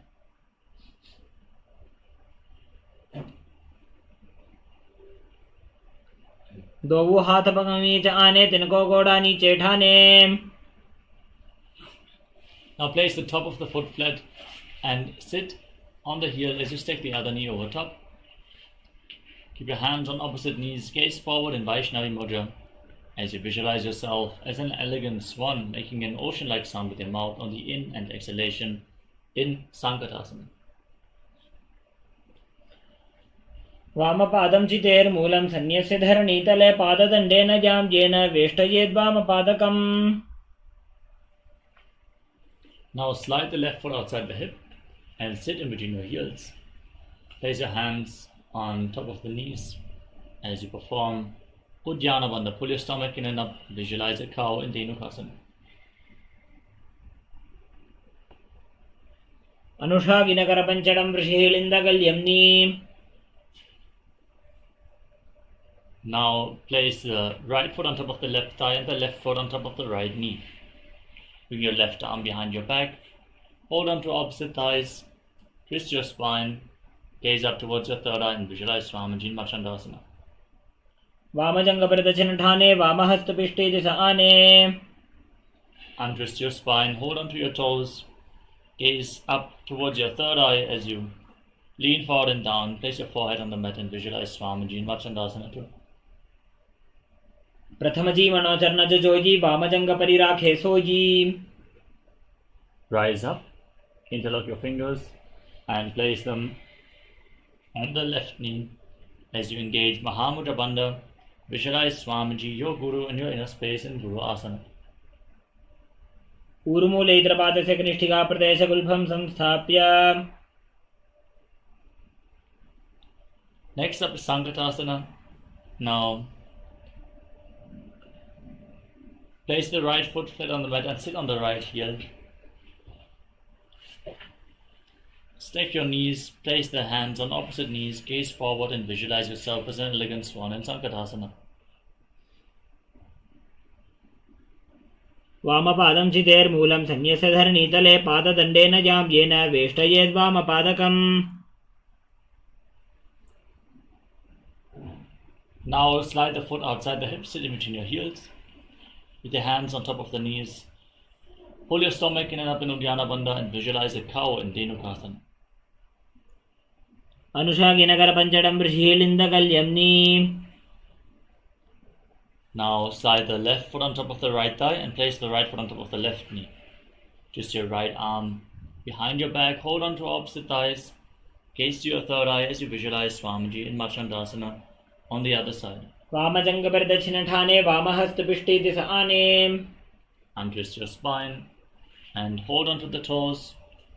Gaze towards the third eye as you lean forward and down. and visualize Swamiji in Machandasana too. प्रथम जी मनो चरण जजो जी वामजंग परिराखे सो जी. Rise up, interlock your fingers and place them on the right knee. Engage Mahamudra Bandha as you visualize Swamiji, your Guru, in Guru Asana. ऊर्मूले इतरपातस्य कनिष्ठिका प्रदेशकुल्भं संस्थाप्य. Now place your feet flat on the ground in front of you and pull your knees towards your chest with your hands. Gaze towards your third eye.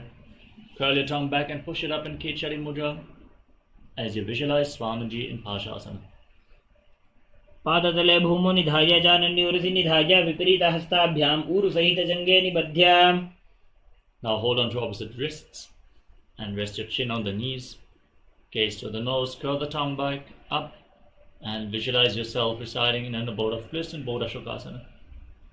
दो भूपगतली भूपरिधरे कोरमाहिली ऐसे करे. Now bring your hands below the legs and hold on to opposite elbows. Pull your legs against your chest, gaze to the tip of the nose and visualize Swamiji in Kudakatasana. दो हाथ पग बाहर लावे घोड़ा नीचे ले ठहरावे.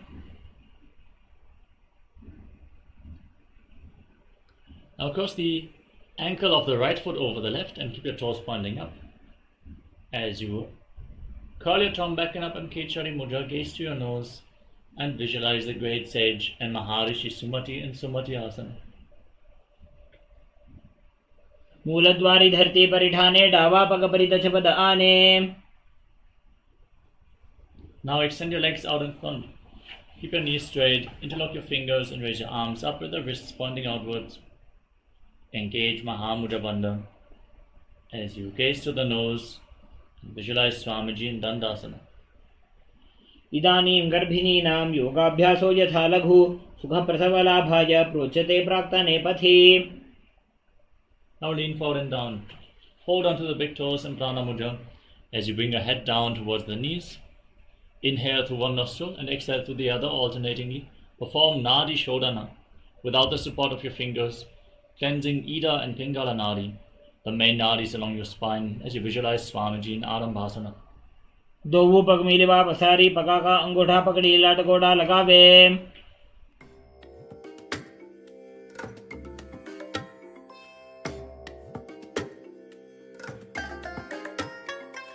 I bless you all. Let you all open all your three eyes and manifest the powers of Mahasadashiva. Om Nityananda Paramashivoham. Om Nityananda Paramashivoham.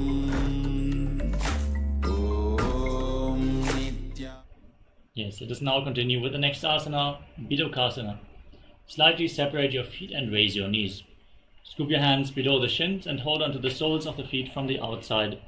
As you lean forward and down all the way, gaze to your third eye and visualize Swamiji in your inner space.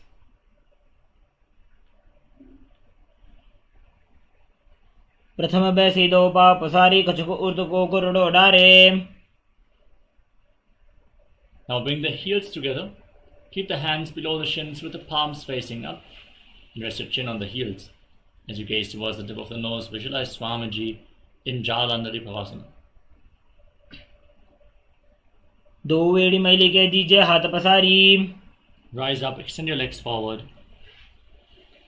and lift one leg behind your neck as you lean forward and down and hold onto the front foot with both hands. Breathe in Pratyahara Pranayama. Feel the prana flowing upwards within your body from the soles of the feet to the regenerative organs, the navel, the heart, the throat, the uvula, the center of the eyebrows, the top of the forehead, all the way to the Brahmaranda, the crown of the head. Visualize Swamiji in Urdhva Paschimottanasana. पश्चिमता नवत्सं स्थितिं कृत्वा एकं पादं गिरिवायां धृत्वा तिष्ठेत्.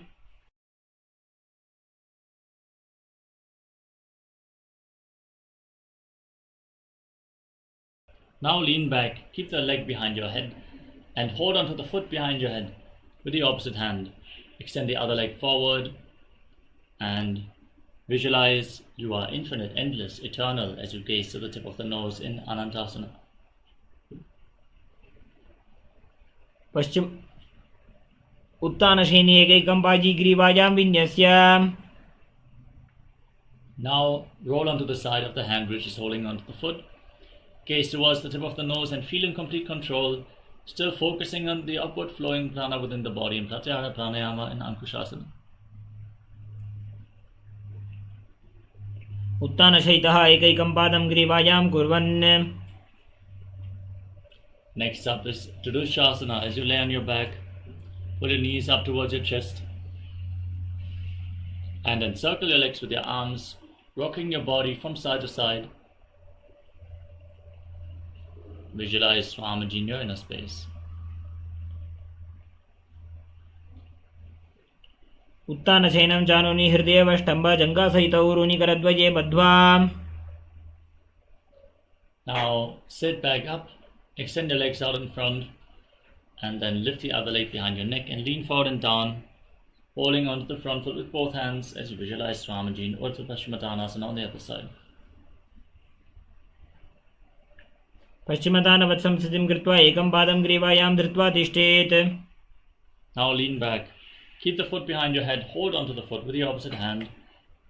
Gaze to your nose and visualize you are infinite, endless, eternal, Ananta in Anantasana. उत्तानशयने एकैकं पाजीग्रीवायां विन्यस्य. Roll onto the side of the hand which is holding onto the foot. Gaze to your nose and feel in complete control in Ankushasana. उत्तानशयितः एकैकं पादं ग्रीवायां कुर्वन्. Next up is Yoga Nidrasana. Lay on your back and one by one lift your feet up behind your head. If you cannot bring the legs behind your neck, you can simply pull them up against your chest or bring them over your shoulders. Try to interlock your fingers around your lower back, gaze to the nose and visualize Swamiji in your inner space. पादाभ्यां वेष्टयेत् कण्ठं हस्ताभ्यां पृष्ठबन्धनम्. Now interlock your fingers around your neck, gaze to the nose and visualize Lord Vishnu blessing you from within in Atmaramasana. Atmaram आसन प्रथमसुधोषो वे. Next up is Kuchikasana. Laying on your back, extend your arms out at the side at the shoulder level. Hold your knees up towards your chest and keep the soles of the feet facing up towards the sky as you gaze to your third eye and visualize Swamiji in your inner space. दो हाथ सीधा सा करे तिनसो बेसपा करे. Next up is Jatana Parivriti. This asana consists of 3 steps, which we are going to perform on one side and then repeat them on the other. Drop the left knee to the side, extend the right leg down. Bend both knees to the same side. Extend your legs to the side, hold on to the toes, and turn your head in the opposite direction. Visualize Swamiji. And then return to the center, pull your knees against your chest, and drop the right knee down, extend the left leg straight. Bend both legs to the side. Extend your legs, hold on to the feet, and gaze in the opposite direction.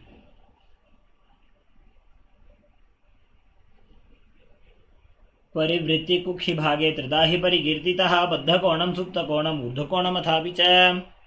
Now place your feet flat on the mat and hold on to your ankles as you lay on your back. Push your hips up high.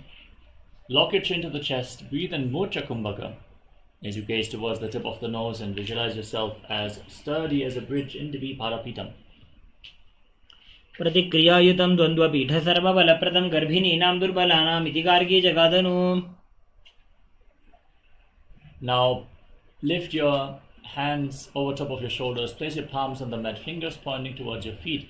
Push your entire body off the ground. Raise your hips up high and visualize yourself as sturdy as stone furniture as you breathe calmly through your nose in Sahaja Kumbhaka in Paryankasana. उत्तानशयितः एकैकं पादं ग्रीवायां कुर्वन्. Lay your body down on your back and pull your knees up against your chest, placing your hands on the respective shoulders Move your legs around in a circular motion as you visualize yourself as a dog playfully rolling around on your back in Shvotanasana. शवत् शरीरं संस्थाप्य जानुनी सम्मील्य नाभुवानिजम्. Next up is the Viparita Karani. Lay on your back and raise your legs up. Point the toes to the sky. Your arms on the ground for support. Engage Chalandra Bandha and Mula Bandha as you move your legs in a circular motion. Visualize Swamiji in Viparita Karani. भूतले सशिरो दत्त्वा खेनये चरणद्वयं विपरीतकृति शैषा सर्वतन्त्रेषु गोपिता. Now stop the movement of your legs. Keep the toes pointing up and visualize Swamiji in Viparita Karani too.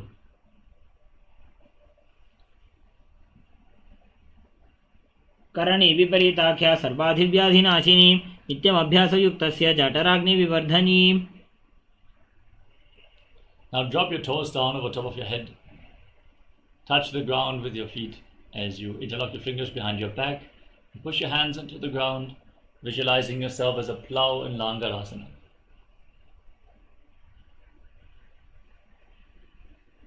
नरकासने स्थित्वा नासिका प्रदेशे भूमौ पादपृष्ठे स्थाप्य.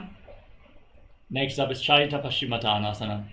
Now hold on to the feet over top of your head and visualize Paramashivoham. This is one of the 84 asanas revealed directly by Lord Paramashiva himself. तानं शयित्वात् कुर्वीत शयितपश्चिमतानकम्. Next up is Supta Konasana. Now hold on to the feet and separate them wide as you bring your hips over top of the shoulders. Visualize Swamiji in Supta Konasana.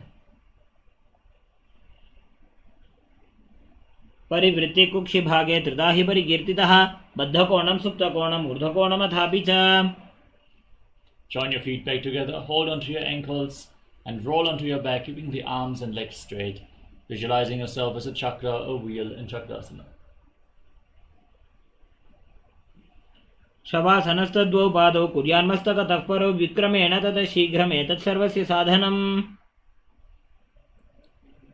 Next up is Supta Prasarita Padangushtasana. Laying on your back, extend your legs up vertically. Hold on to the big toes and Prana Mudra and separate your legs wide to the side.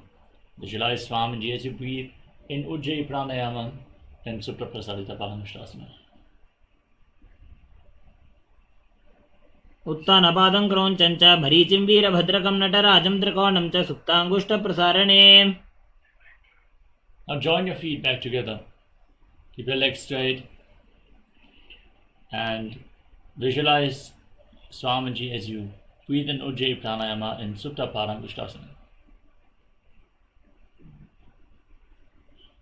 उत्तानपादं क्रौञ्चं च मरीचिं वीरभद्रकं नटराजं त्रिकोणं च सुप्ताङ्गुष्ठप्रसारणे.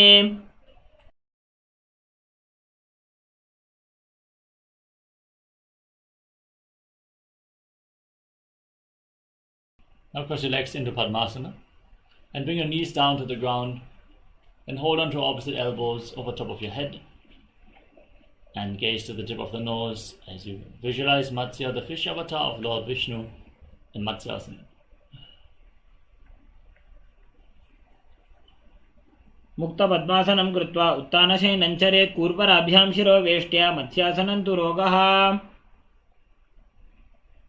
Next up is Parasharamasana. Now place the back of the right hand on top of the left palm over top of your head. Gaze towards the tip of the nose and visualize Lord Rama in your inner space in Parasharamasana. प्रथमकरे पद्मासन आछे सूधो सोवे भूपरिपाछे. Next up is Sarvangasana.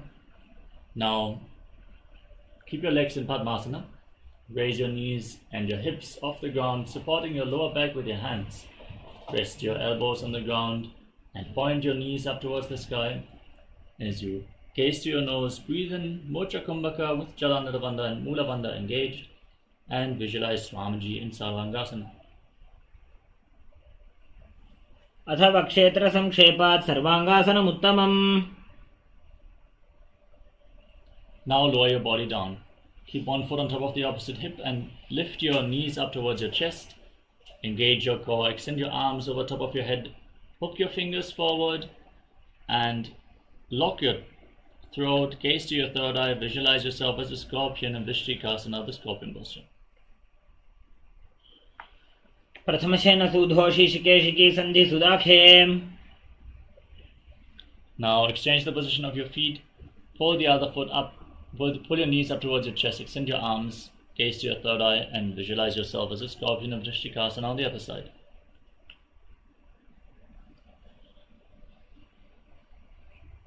प्रथमशेन सुधोषिशिकेशिकी सन्धि सुदाखे. Next up is Vrishaparakripasana.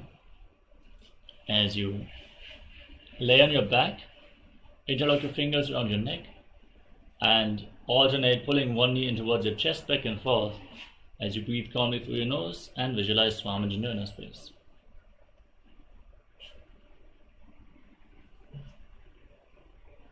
उत्तानशयनं कृत्वा अङ्गुलिभिः कन्दरां बद्ध्वा.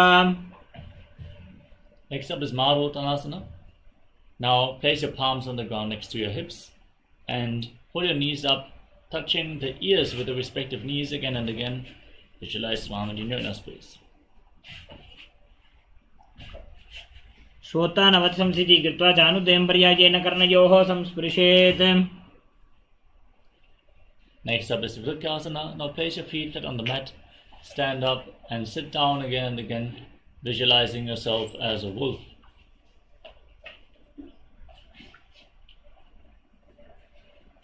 उत्तानशयनं कृत्वा पादतलाभ्यां भूमिं धृत्वा. From a squatting position, now roll backwards again and again as you visualize Swamijino in a space in Lutasana. Finally lay down prone on your stomach with the hands at the side of the shoulders.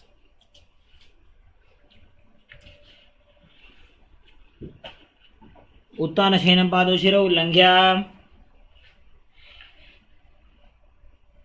As you lay on your stomach with the hands at the side of the shoulders, contract your lips and make a whistling sound like a flute on the inhalation through your mouth. Visualize yourself as a chariot carrying warriors into a battle for Dharma on your chariot back in Salatasana. नुज्जशयनं कृत्वा नाभिं भूमौ निधाय स्तम्भोदस्ताभ्यां भूमिमष्टभ्य. Now push your body up into the plank position and jump your feet in between the hands back and forth. As you visualize yourself, transcend body and mind in Dehalulanganasana. हस्तद्वयं बद्ध्वा तन्मध्ये चरणद्वयम् उड्डानैव बहिरानीय. Now stand up and lean forward and down. Place your palms on the ground and walk around on hands and feet, visualizing yourself as a wise 60-year-old elephant in Jajasana. अथ च अत्यासनं वक्ष्ये येन जाति स्मरो भवेत्. हस्तान्त्रिभूमौ च गमनम् आगमनं ततः.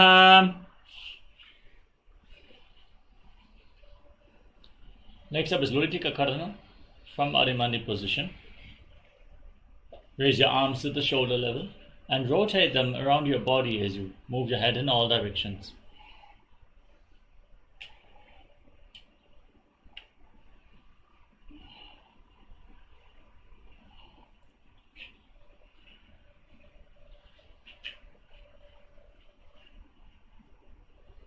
Next up is Sarapasana. Now stand with your heels and your feet together. Tie your legs with a rope if you have one available. And keep your arms close to your body, your hands on your thighs, and visualize your Kundalini is rising and curling upwards around your body in Sarapasana. अथ सर्पासनं वक्ष्ये वायुपाणाय केवलं शरीरं दण्डवत् तिष्ठेत्. रज्जुबन्धस्तु पादयोः. Next up is Ushtrasaranasana. Now lean forward and down and hold onto your toes from the front. Keep your hands in fists and walk around on the mat, visualizing yourself as a camel. मुष्टिकनिष्ठिका प्रदेशेन भूमौ निधाय परिपाततले संस्थाप्य. Next up is Ashvasana. Now hold onto the toes from the side, keep your hands in fists and walk around, visualizing yourself as a horse in Ashvasana.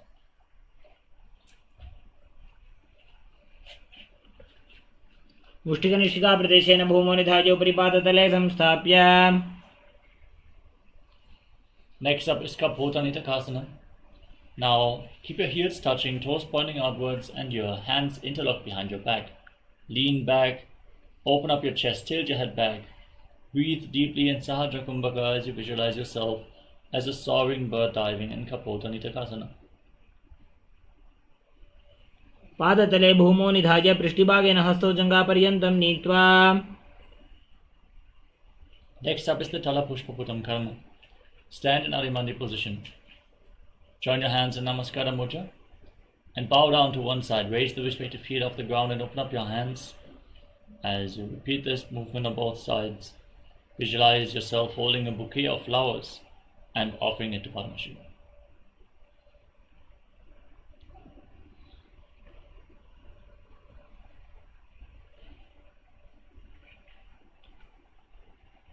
Next up is Khadgasana. Visualize yourself as a rhinoceros and gaze to your nose as you lay down on your stomach.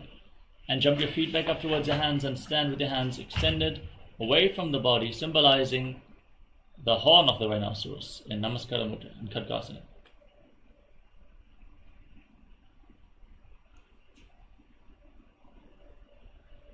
पार्श्वध्वज सम्मील्य स्थित्वा नितम्बं जानप्रदेश आनीय.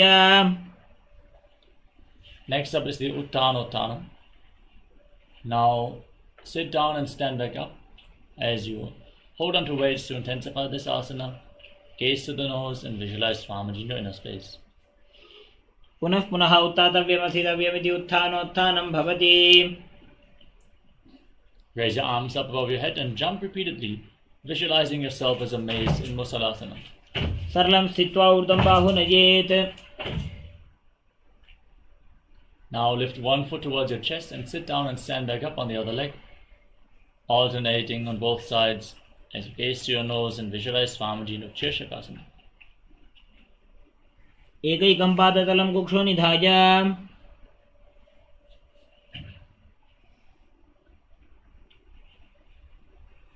Next up is Parshvajanukarana. Now keep the toes of the right foot pointing outwards, pull the left knee towards your chest and encircle it with the respective hand in a fist. Keep the other hand on the inner thigh in Parshvajanukarana.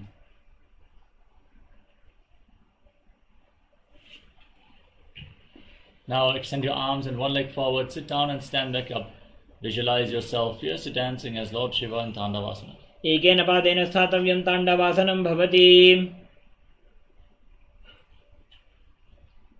Now lift the left foot up towards the inner opposite thigh. Keep the hands at the side and visualize Lord Brahma as blessing you from within in Brahmanasana. ब्राह्मणासनमावक्षे यत्कृत्वा ब्राह्मणो भवेत्. Now bring the left leg over and around the right knee, tuck the toes behind the calf, and bring the left arm below the right, joining your hands in Namaskara Mudra as you visualize yourself as Lord Garuda in Garudasana. उत्तानकूर्मपीठं च सिंहस्गारुडमेव च. Now place the left foot on the right thigh and keep your hands relaxed at the side as you visualize Swamiji in Ekapadasana. दक्षाङ्घ्रिं वामपादस्य जङ्घोपरि निधाय च. Now hold on to the big toe of the left foot and extend out the leg to the side as you rotate quickly on the standing leg, visualizing yourself as the North Pole Sanjaruvasana. एकेन हस्तेन दण्डरूपस्य एकस्य पादस्याग्रं धृत्वा. Next up is Trivikramasana. Now lift one leg, the left leg behind your neck. Stand tall. Then sit down and stand back up. Perform the 3 steps of Lord Vishnu as you visualize Lord Vishnu is blessing you from within. ग्रीवायां पादं संस्थाप्य स्थातव्यम् उत्थातव्यं त्रिविक्रमासनं भवति.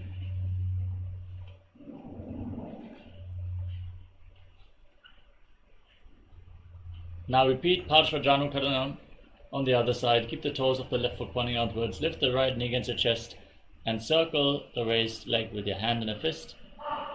And keep the other hand on the inner opposite thigh.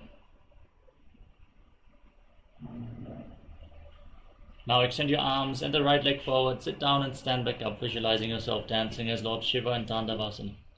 एकेन पादेन स्थातव्यं ताण्डवासनं भवति. Now lift the right leg up towards the inner left thigh with the hand at the side visualizing Lord Brahma is blessing you from within in Brahmanasana.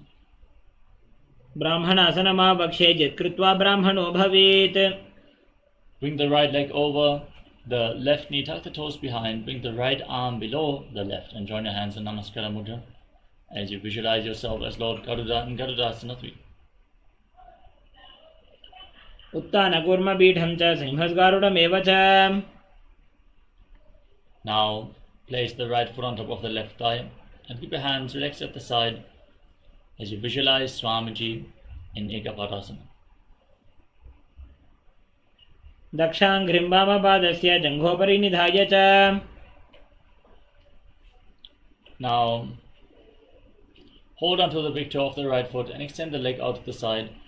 Rotate quickly on the standing leg as you visualize yourself as the North Posa in Rudasana. एकेन हस्तेन दण्डरूपस्य एकस्य पादस्य अग्रं धृत्वा. Now lift the right leg over top of your neck, just behind your back. Stand tall, sit down and stand back up. Visualize Lord Vishnu is blessing you from within. ग्रीवायां पादं संस्थाप्य स्थातव्यम् उत्थातव्यं त्रिविक्रमासनं भवति. Now stand with your heels touching, toes pointing outwards and the hands relaxed by the side of your hips. Fingers pointing one by one in Samanaka Karana. Breathe calmly and relax from this intense sequence of asanas as we get ready for the final 100 asanas of this Tritiya Vinyasa Krama. Quickly grab some water and return quickly to your yoga mat as we are going to continue in just a few seconds.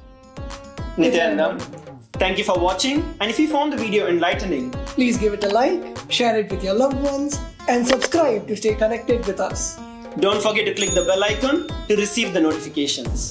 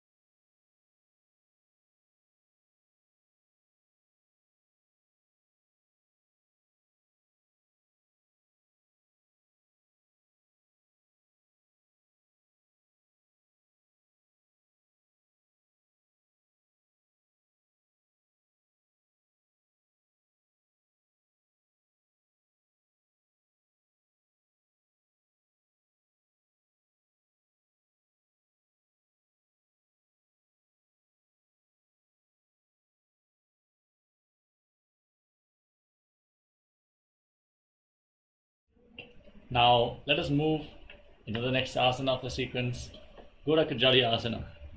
From a standing position, squat down and bring your arms from the outside in and interlock your fingers in front of your navel. Visualize the great sage Goraknath, founder of the Nata Yoga Hindu Sampradaya.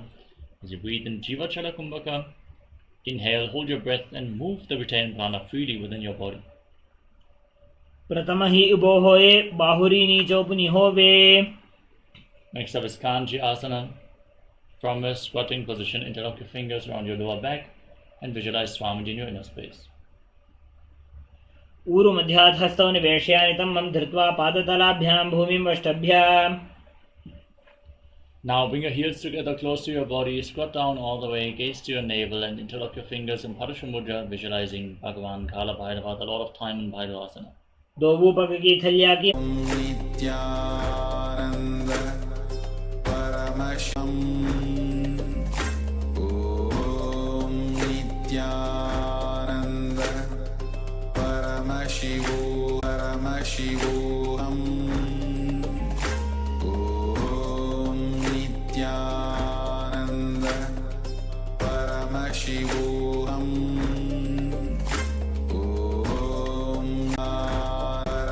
शिवोहम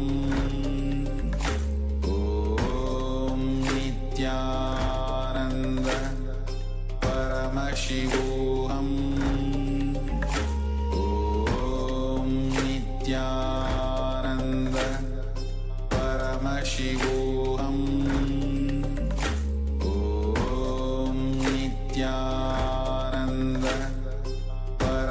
Paramashivoham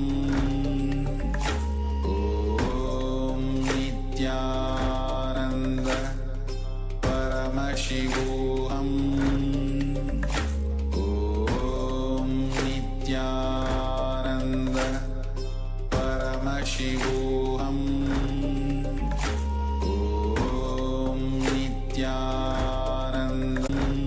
Nityananda Paramashivoham Om Nityananda Paramashivoham Om Nityananda Paramashivoham Om Nityananda Paramashivoham Om Nityananda Paramashivoham Om Nityananda Paramashivoham Om Nityananda Paramashivoham Om Nityananda Paramashivoham Om Nityananda Paramashivoham Om Nityananda Paramashivoham Om Nityananda Paramashivoham Om Nityananda Paramashivoham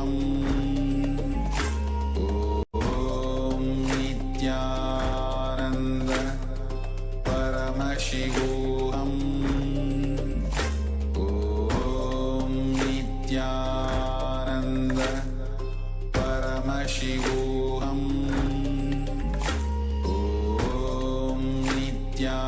Nityananda Paramashivoham Om Nityananda Paramashivoham Om Nityananda Paramashivoham Om Nityananda Paramashivoham Om Nityananda Paramashivoham Om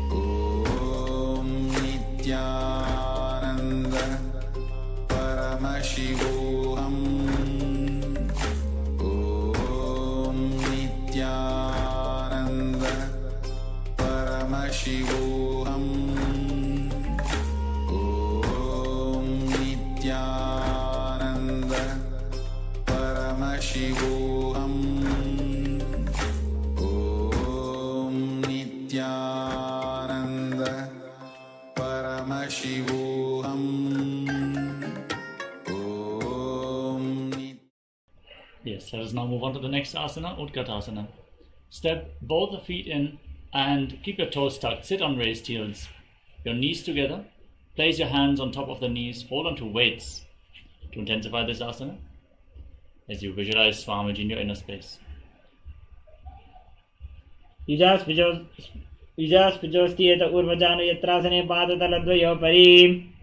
Now separate your knees, bring the soles of the feet together and hold on to opposite elbows behind your back as you visualize Swamiji in Vajrasangalasana too. प्रथमपणा पाणी होय वैसे दो AD गुदानी वैसे. Now place your palms on the mat, step your heels onto the back of your hands, face to the nose and visualize you're able to live above air alone in Anilasana. दो हाथ भूमि पर ठाने कहुनी जाड़ी नाभि लगाने. Now place the back of your hands on the ground and step your feet onto your palms, wrap the hands around the feet like shoes and walk around on the mat visualizing yourself wearing padukas walking all across India. हस्ततलयोः पादतले कृत्वा तिष्ठेत् गच्छेत् पादुकासनं भवति.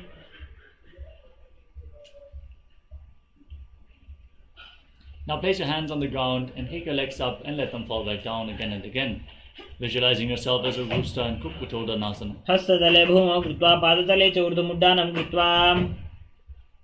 Now raise your legs up and dance around on two hands, visualizing yourself become free of all inhibitions in Viparita Nrityasana.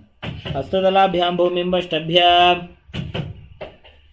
Now separate your feet, place one hand on the mat, the other hand on your ear, visualizing Swamiji in Kunjalasana. अथ वक्षे महादेव कुञ्जरासनम् उत्तमम्. Exchange the position of your hands, repeat Kunjalasana. अथ वक्षे महादेव कुञ्जरासनम् उत्तमम्. Now squat down. Hold onto your ankles as you bring the heels towards the perineum, the toes off the ground in balance, visualizing yourself as a kadamba tree in Kadambasana. पार्श्वभ्यां भूमिं वष्टभ्य हस्तद्वयेन गुल्फौ धृत्वा. Now keep the feet flat, pull your knees against your chest with your hands. Visualize any excess vata being released or balanced within your system in Bhavana Muktasana. द्वयोस्तु पादयोः पाणिं लात्वा सस्वनितम्बके. Now lift one leg behind your neck and extend the other leg forward, lifting your entire body off the ground. Gaze to your third eye and visualize yourself as a powerful source of energy in Chakrasana. पूर्वतानं चतुष्पादपीठं वज्रासनं तथा. Now pull the right foot towards your ear as you hold onto the big toes in Prana Mudra and keep the left leg extended, visualizing yourself as a bow in Dhanurasana too. पादाङ्गुष्ठौ तु पाणिभ्यां गृहीत्वा श्रवणावधि. Now lift the right leg over the shoulder, hook the left foot on top of the right, extend your legs out to the side and balance on your arms, visualizing yourself as a flying crane in Ashtavakrasana. वासिष्ठमथ कौण्डिन्यम् ऊर्ध्वकुक्कुटमेव च. Now place the left foot on top of the right thigh with the right knee raised. Bring the right shoulder underneath the knee, left knee to the ground, gaze up and visualize you are immortal, able to exist solely on prana and pranasana. एतत् प्रभेदं वक्ष्यामि करोति यस्य चामरः. Now bring the left foot outside the right hip and step the right foot over the left knee. Twist the left elbow around the raised knee with the hand below to interlock your fingers behind your back. Gaze up and visualize Sage Matsendranath, the master of Hatha Yoga and Parshvamatsyendrasana. पार्श्वाभ्यां धृत्यते यास्तु पार्श्वमत्स्येन्द्रम् उत्तमम्. Now repeat Chakrasana on the other side. Lift the left leg behind your neck, extend the right leg forward and lift your entire body off the ground. Gaze up towards your third eye and visualize yourself as a powerful source of energy in Chakrasana. पूर्वतानं चतुष्पादपीठं वज्रासनं तथा. Now hold onto the big toes and pull the left foot towards your ear as you visualize yourself as a bow in Dhanurasana too. पादाङ्गुष्ठौ तु पाणिभ्यां गृहीत्वा श्रवणावधि. Now lift the left leg over your shoulder and hook the right foot on top of the left, extending the legs out to the side as you lean forward, balancing on your arms. Visualize yourself as a flying crane. वासिष्ठमथ कौण्डिन्यम् ऊर्ध्वकुक्कुटमेव च. Now place the left foot flat, right foot on top of the left thigh, bring the left shoulder underneath the raised knee. and push the right knee to the ground as you gaze up and visualize yourself being immortal, able to exist solely on prana and pranasana. एतत् प्रभेदं वक्ष्यामि करोति यः स चामरः. Next up is Paramashivoham. Now bring the right foot outside the left hip, the left foot over top of the right knee. Twist the right elbow around the raised knee. Bring the hand below to interlock your fingers behind. In Paramashivoham. वामोरुमूलार्पितदक्षपादो जान्वो बहिर्वेष्टितदक्षदोष्णाम्. Next up is Ardha Paschimottanasana. Keep the right heel against the perineum and the left leg extended. Lean forward and down. Hold on to the front foot with both hands as you breathe in Jivachala Kumbhaka and visualize Swamiji in your inner space. एकं पादं प्रसार्य एकं पादस्य पार्श्वनासीवनी सम्पीड्य. Next up is Kranchasana. Now keep the right foot outside the hip, top of the foot flat, and lift the left leg up in front of your face. As you keep the knees straight, visualize yourself as a crane in Kranchasana. वासिष्ठमथ कौण्डिन्यम् ऊर्ध्वकुक्कुटमेव च.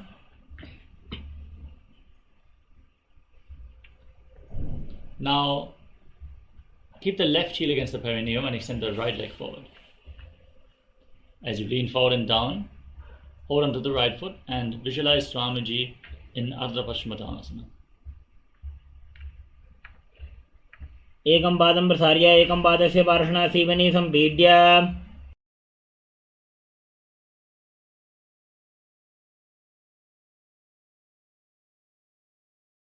Now keep the left foot flat, the knee on the ground, and lift the right foot up in front of your face, visualizing yourself as a crane in Kranchasana, the crane posture on the other side.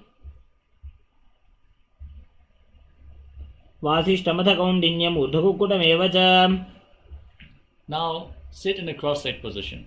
Bring your feet in between the thighs and calves, hands on the respective knees, gaze to the tip of the nose, and embody peace, well-being, good fortune, and prosperity. Visualize a swastika and swastikasana. जानोर्वोरन्तरे सम्यक् कृत्वा पादतले उभे. Next up is Gorakshasana. Now cover your heels with the hands, lock your chin to the chest, gaze to the nose, and visualize Sage Goraknatha. जानोर्वोरन्तरे पादौ उत्तानौ व्यक्तसंस्थितौ. Now place the left heel against the perineum and the right foot on the left thigh. Gaze up, visualize Swamiji, meditate on the avatar as you close all your five senses in your face in Shanmukhi Mudra and hold your breath in Bhagasana 2.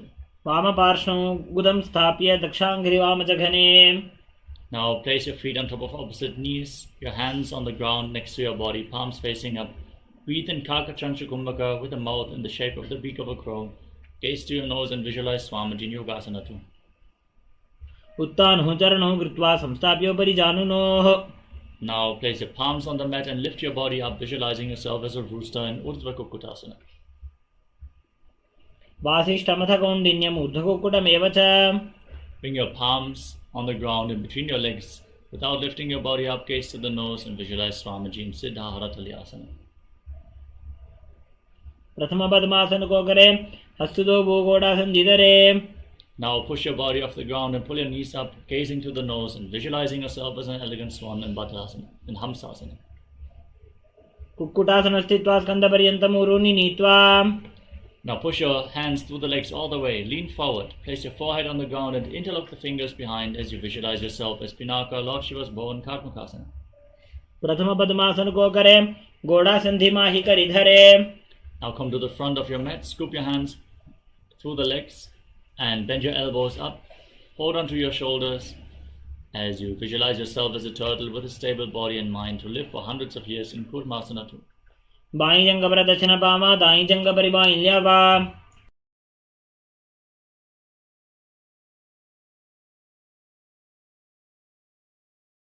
Now lock your chin to the chest and gaze to the nose. Rejoice knowing you're sitting in Shiva's secret mouth posture, Granthi Vedasana. अथ वक्षे नीलकण्ठा ग्रन्थिभेदासनं शुभम्. Now roll onto your back. Maintain this posture, gaze to the nose and embody a turtle laying on its back in Uttana Kurmasana. Kukkutasana बन्धस्थं कराभ्यां धृतकन्धरम्. Kick yourself back up and keep your hands to the legs, one palm on the ground. Hold its wrist. Lift your body up, visualizing yourself as a rooster and Panga Kukutasana. कुक्कुटासनं स्थित्वा एकेन हस्तेन अन्यसमनिबन्धं धृत्वा Exchange the position of your hands. Repeat Panga Kukutasana. कुक्कुटासनं स्थित्वा एकेन हस्तेन दण्डरूपस्य एकस्य पादस्य अग्रं धृत्वा Now place your elbows on the toes, interlock your fingers and rest your chin on your hands, thumbs against the throat. Visualize you have gone beyond all greed and cowardice in Asana. जानुर्गोरन्तरे पादौ उत्तानौ व्यक्तसंस्थितौ. Now place one hand over the other, hands in your lap. Engage Mahamudra Bandhan, gaze to your nose as you visualize Swamiji in Padmasana 3. उत्तानौ चरणौ विधाय विधिवच्छक्तिस्थितौ योगिरात्. Place your hands on the knees, gaze to the nose and visualize Paramashiva in your inner space in Padmasana form. एतत् पद्मासनं कुर्यात् प्राणवायुप्रसिद्धये. Now hold on to the big toe with the right hand in Prana Mudra and move it round and round. Repeat the movement on the other side as you visualize yourself as Lord Shiva's bow in Karmikasana 2. अथान्यासनमावक्ष्य योगपूरकरक्षणात्. Now cross your arms behind your back and hold on to your big toes in Prana Mudra as you engage Mahamudra Bandha. Gaze to the nose, visualizing yourself as Pinaka, Lord Shiva's bow in Karmikasana 3. कार्मुकासनमाक्षित्य उदरे पूरयेत् सुखम्. Now raise your head and chest, gaze up and visualize yourself as the action of Paramashiva's third eye in Viruddhasana. ऊरुभ्यामुपरि स्थाप्य पादयुग्मं प्रयत्नतः. Now roll back with your arms crossed behind, holding onto the big toes, gaze to the nose, visualize yourself as a snake and breathe in Sahadra Kumbhaka and Nagradasana. प्रथम पद्मासन को ठाने, दो हाथ पाछाने आने. Free your arms and legs, pull your knees against your chest, squeeze your body into a ball, touch the chin to the knees in Kandukasana. वेत्रासने स्थित्वा हस्तपादान् निष्कुष्य ऊर्ध्वं नयेत्. Now place your feet on the ground and interlock your fingers around your neck, knees raised, gaze to the nose and visualize Swamiji in Urdhva Bhavanasana. प्रथमे सूधो San करावे, घोड़ा उभा राशि मिलावे. Bring your hands underneath the heels, palms facing up. Lock your throat, lock your perineum, lift your hips up high. Breathe in Mudra Kumbhaka as you visualize yourself as a powerful alpha ape in Marakata Pitasana. उत्तानशयनं पादतले उत्तानहस्तयोः स्थापयेत्. Support your lower back with your hands and raise your hips up high, extending the legs. Gaze to the nose and visualize Swamiji in Uttanashiki Pitakasana. जङ्घूरुबलहीनश्चेत् उत्तानशिखिपीठकम्. Now kick your legs up, point the toes to the sky and place your hands on the mat. Visualize yourself blissfully traversing through Narakaloka unscathed in Narakasana. ग्रीवाकण्ठेन भूमिं विष्टम्भ पादाग्रद्वयमूर्धमुत्रयेत्. Now bring your hands back towards your lower back and straighten your entire body, lower your legs down, engage your core and visualize yourself as a boat crossing the ocean of samsara in Jirinokasana. नौकावत् स्थित्वात् ऊर्ध्वं पादाग्रद्वयं नयेत्. Place your hands back on the ground, straighten your legs up, stable and sturdy like a flagpole, visualizing yourself as the Kailasa flag, respected across all nations in Dvajasana. तिर्यन्नौकावते ग्रीवापृष्ठकूर्परैः भूमिं वष्टभ्य मस्तकलाक्षेन पादाग्रद्वयम् ऊर्ध्वमुत्रयेत्. Now lower your legs down onto the ground. Lay flat with your hands at the side of your body, palms facing up. Forcefully pull the Kundalini Shakti upwards along your spine and Shakti Chalan Mudra. As you unclutch from any movements of the body, internally and externally, visualize your body is dead. And Swamiji, the Supreme Pontiff of Hinduism, is liberating you. As you internally chant Om Nityananda Paramashivoham in the final asana of this sequence, Mritasana. उत्तानं शववद्भूमौ शयनं तु शवासनं शवासनं श्रान्तिहरं चित्तविश्रान्तिकारकम्.